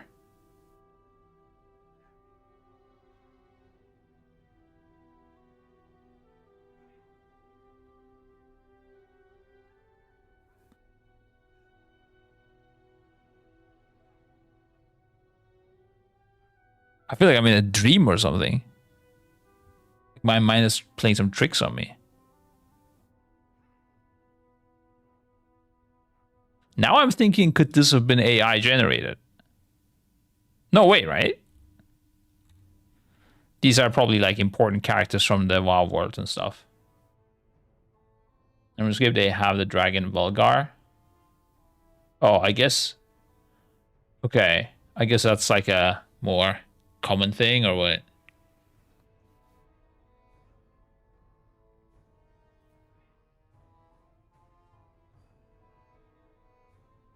You were reading another fifth mechanic earlier, the Ankh Ray, where a person with debuff gets targeted by pillar of light they need to move out of from. Oh, like here? I didn't notice. I don't know what the Ankh Ray mechanic is as well from Final Fantasy. Got a feeling that Vulgar is a normal dragon name. Okay. Yeah, it's just a few too many things, you know. The Twilight Bond. Black and white dragon. Same mechanic in Final Fantasy. Velger.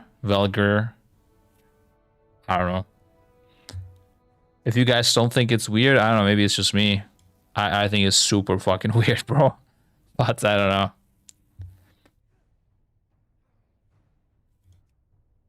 Let's see. I mean, the thing is, I don't expect the other mechanics to be even remotely close, because that was like very unique mechanics in Final Fantasy. Okay. Volgo roars from the darkest void towards the targeted player, fearing enemies in a massive frontal cone. Okay, this terror inflicts 233k shot damage plus an additional 58k shot damage every second, increasing movement speed by 100% and fierce for 21 seconds. That's pretty cool, actually. So you get like a super sprint with your fear. And if only one guy gets hit, you just dispel him. I'm guessing one guy unavoidably gets hit. Oh, maybe you can actually just dodge it. That would be kind of sad, though. I think it's way cooler if somebody does get hit and you need to dispel them. Just 58k every second. Yeah, that's for 21. I guess if you dispel it, you also probably get rid of this dot effect, right? Yeah. I hope someone does get hit by it. It would be so sad if they designed all of this and then just the goal is to just never play this mechanic. Max targets is 1.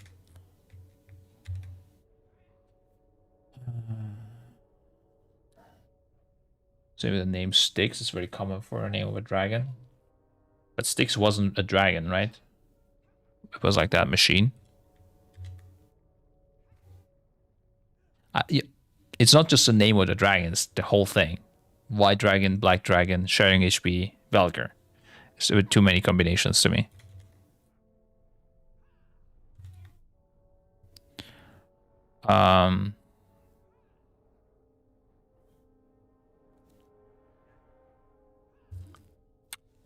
Yeah, this is just a fear. Then we have a null beam. Oh my goodness, what the fuck? That's a lot of mechanics. Well, it spells a crystalline space-time for 4 seconds. Being damaged every 0.5 seconds for 8 seconds to players in a frontal direction. 1 sec.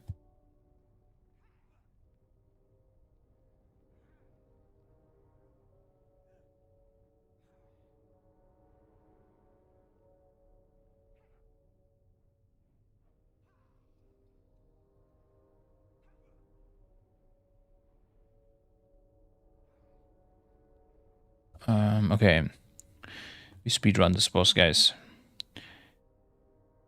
Crystalline space time for 4 seconds, inflicting damage to players in a frontal direction. Null beam. Okay. This affects stacks. Upon completion, the lattice shatters, forming a null zone. Tethering all players. Null zone's pull magnitude weakens as null beam stacks up to 12 times. What the fuck is that?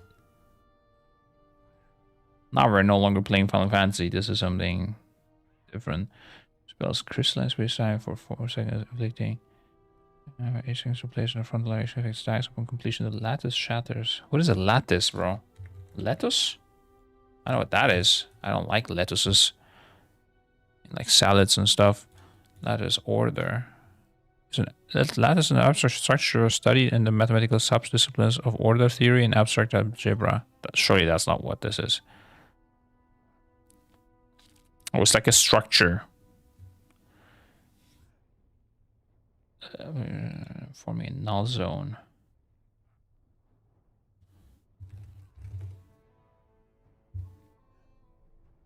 Okay. Tethering all players, null zone's pull magnitude weakens. Tethering it all to itself, I guess.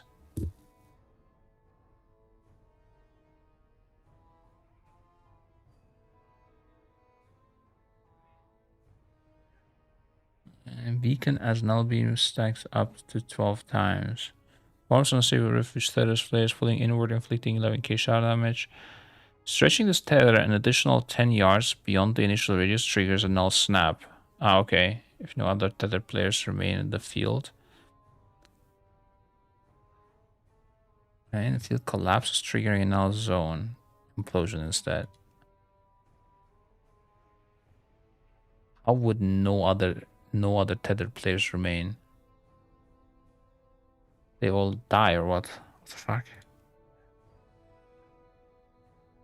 I feel like this just should never happen. Warp snap. When breaking null zone's tether void, power releases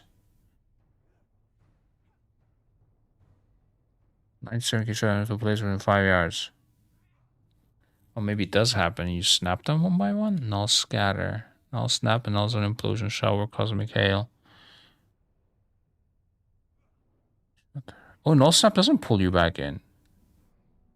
It does damage, so you slowly snap people out one by one.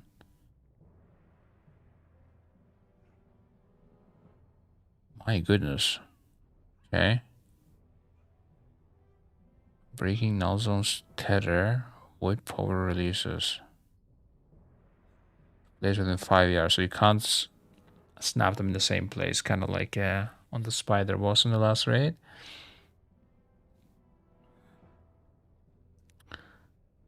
And you also need to dodge. But that's it, there's no other mechanic. What the fuck? What am I seeing here?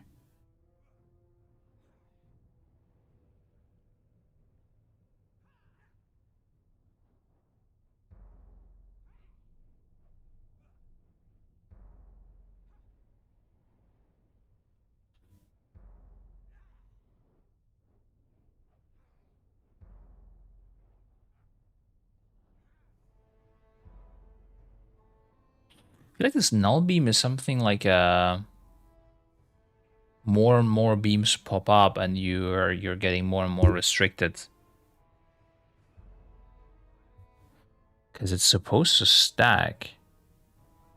But also I thought null beam is supposed to be over. But null zone appears. It shatters. Bro, this is like a net connecting players. I think the players are all gonna be connected to the null zone. And they will just go out slowly one by one. Or 3 together. Not at the same point. 5 yards spread from each other. But I don't understand what the fuck the null beam is and how the null zone interferes and expels a crystalline space-time. What the hell is that, bro? What is a crystalline space-time? Was this ever used? Oh shit, this is a real thing. Okay, I didn't know. Crystalline space-time is a material that has a repeating pattern in both space-time. Oh, both space and time, I guess. Unlike a normal crystal, which only has a repeating pattern in space.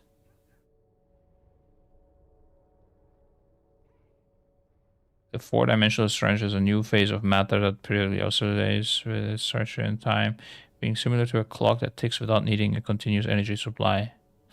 What are we talking about now? Null beam just applies to that. So with null beam, there's like some like dodge beams on the ground, but it's supposed to stack up, and as it stacks up, the pull gets weaker. And then eventually, I'm guessing it disappears because it says upon completion, the lattice shatters. Something is weird here, man.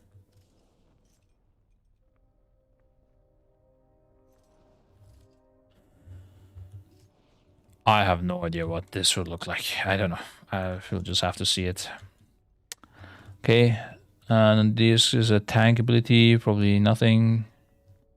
Every 10 additional yards between Valkyrie targets incurs some additional physical damage.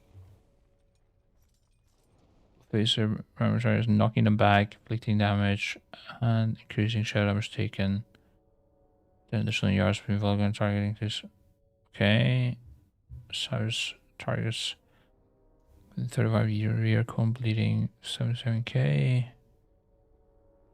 In a bag, this occurs after casting Whelming while grounded. Okay. just a frontal into a tail lash. That's easy. Well, I'm scared of this gloom mechanic, dude. Is it gonna be a big one as well? Howls and utter shadow, inflicting damage to players within 5 yards of indicated players. Summons a dark mode that targets the player's locations, which cast dark pull until defeated. Okay, this is like some interrupt thing. Add.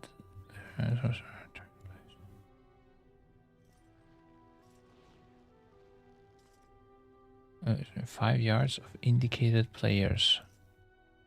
Okay, so the dark mode target players' locations which cast dark pull. I guess we just cleave them down. Doesn't show an NPC for them, but seems not hard. Now this though, yeah, I fucking knew it, bro. Hawks a moving mass of pure darkness in the frontal direction, inflicting.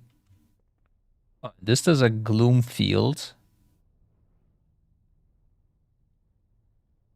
Gloom damage done, and the size of gloom field decrease up to 10 times as players contact the darkness. So he shoots like a glob, and we want to get hit by it 10 times.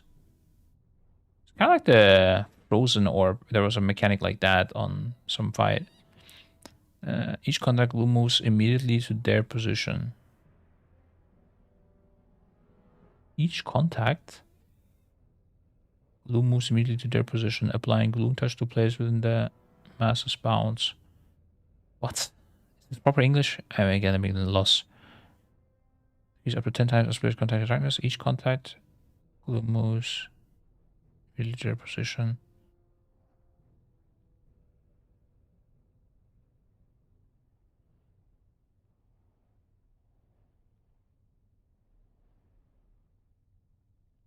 Okay.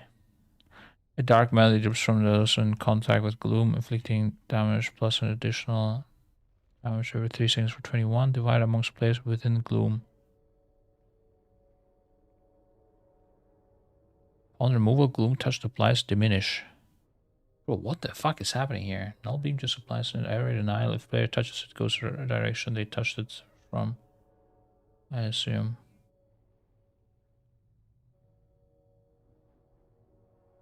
Oh, you're saying like it's a ball that you kick around, maybe?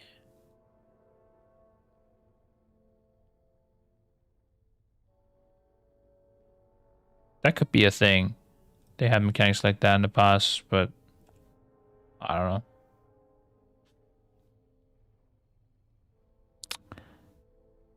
Divides damage against targets. Amongst targets, gloom touch applies diminish upon removal.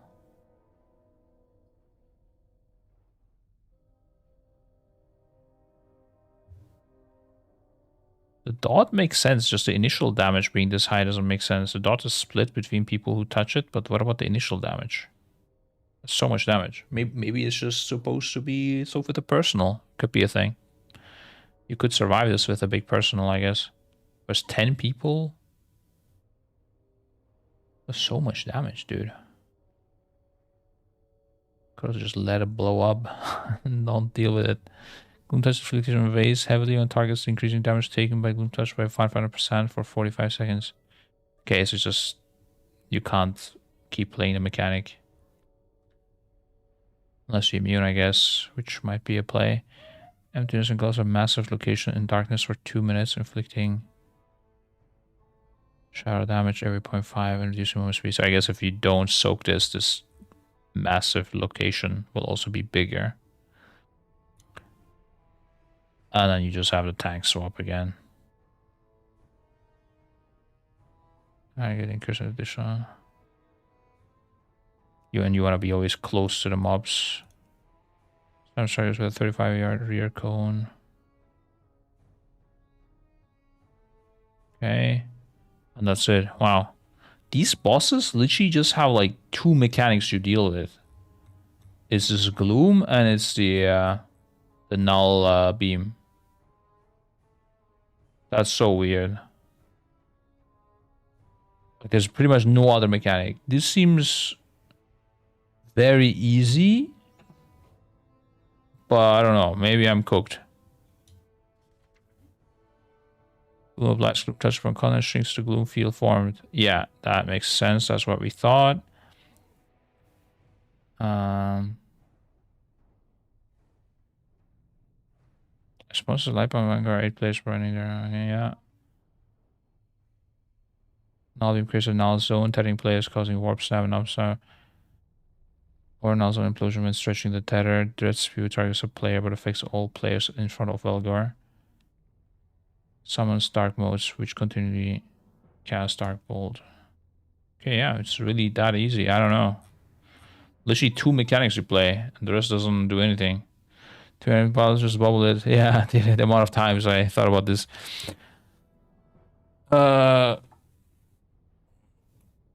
Shadow and physical multiple times based on how far away the dragon's current target is. Assuming all beam stacks. I think they also cast this while flying. Stack decrease the null zone pull magnitude for all players. This is the part I don't understand. The stacks of null beam. Are we supposed to get hit by this or something?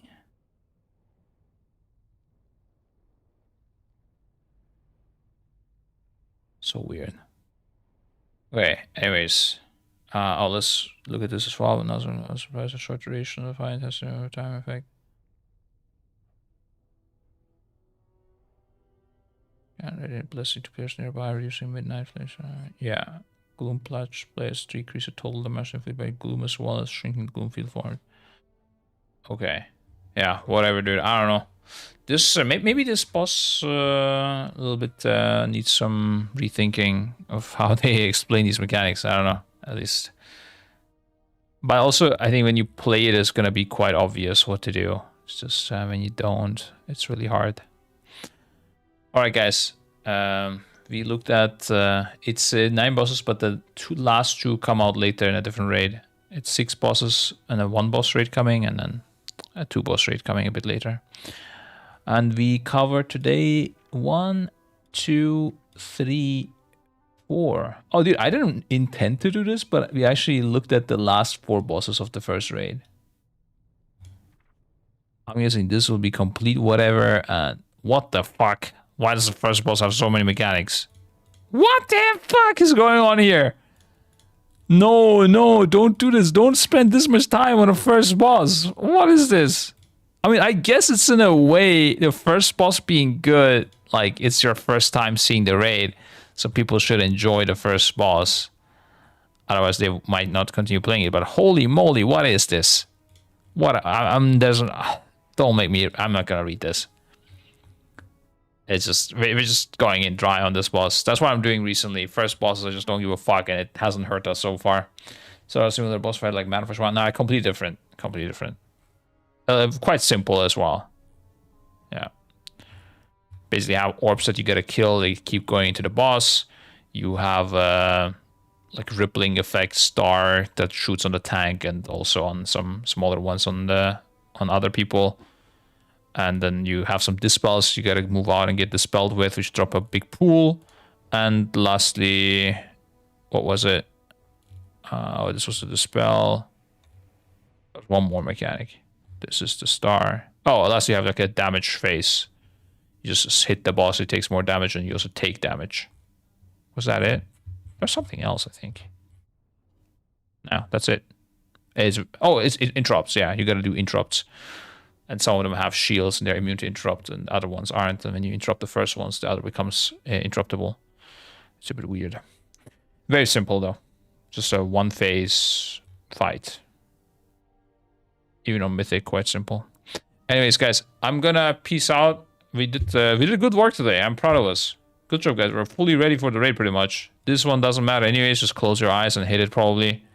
I don't know, smashed. Hits, hide behind rocks or something probably. Here, these crystals. I don't know what this is at all. And then we have the Dream Rift to look at as well, of course. This might be a bit more complicated since it's the only boss in this raid. Before I go, guys, quick shout out to GrabTab. Quick sponsorship segment. I don't know if you guys know GrabTab. I had some shout outs in the last month as well. My last one, your last chance to learn about GrabTab, guys. Can you believe it? Actually, do let me know also what games, if you have different access to different games. Here's a link, and this is how this works. Basically, GrabTab has games on it that, and it's different depending on person. I have 12 games available to me. You might have different ones. And let's say you really like Raid Shadow Legends and you're regularly progressing. You are perhaps also spending money every now and then, or you want to spend like just once to get some like base stuff.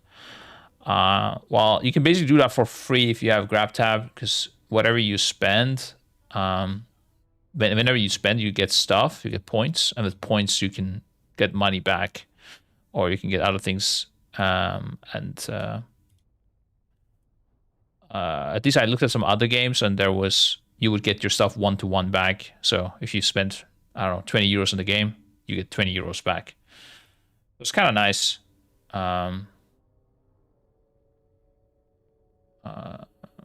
And you can get to spend stuff for free if you're playing any of these games. But please, I actually, like, it would be nice for me to know as well. If you can click the link to tell me if your games are different than mine. I'm also using a VPN, so I don't know if that is affecting it at all. If you see other games, like I see 12 games here. Wait, where's that gone now? I need to click my link again. I don't know.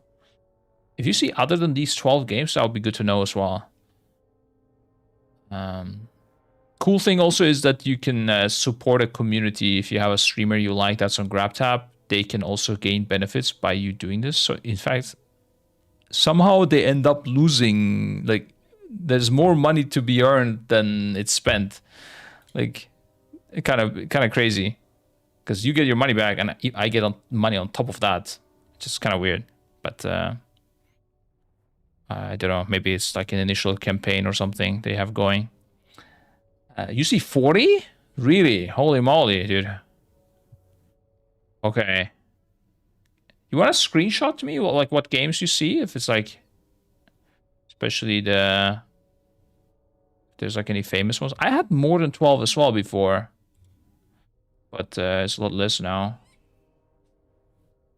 You guys have 40? Damn. Maybe it's because I'm from Turkey or something. They don't care about Turkey, perhaps.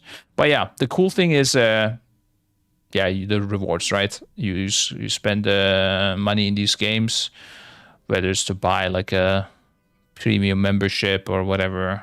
Like in RuneScape, they have like those weekly things, Game Pass type of thing. Or I don't know. Yeah, just anything. If like WoW was on there, your subscription money or whatever, you know. And then whatever you spend, you get points. With the points, you can literally just get money back, or you can. I mean, I think this is the best deal, unless I'm missing something, because you just straight up get the money back, and it's more profitable than the other ones. Oh, this is in euros, I guess. Actually, never mind. Oh, that's probably why it's different. So you can basically, it's probably this ends up being roughly the same. Yeah. It's not even like scaling down or anything. 25k points is $25. Yeah, just wanted to do a shout out to it. Thank you guys for listening and also letting me know how many games you see. Gotta peace out now, and see you next week. Probably, I might look at the bosses already alone myself. There's only like 3 left. Maybe for fun, look at the last boss of the last raid. I think that's the more interesting one. This gotta be. And also there's a full mythic journal. I don't know why, but they didn't hide anything here. So it's going to be quite interesting. This one probably. Mention link. Sounds interesting. All right. Thank you for the stream, and see you next week, guys. Bye-bye.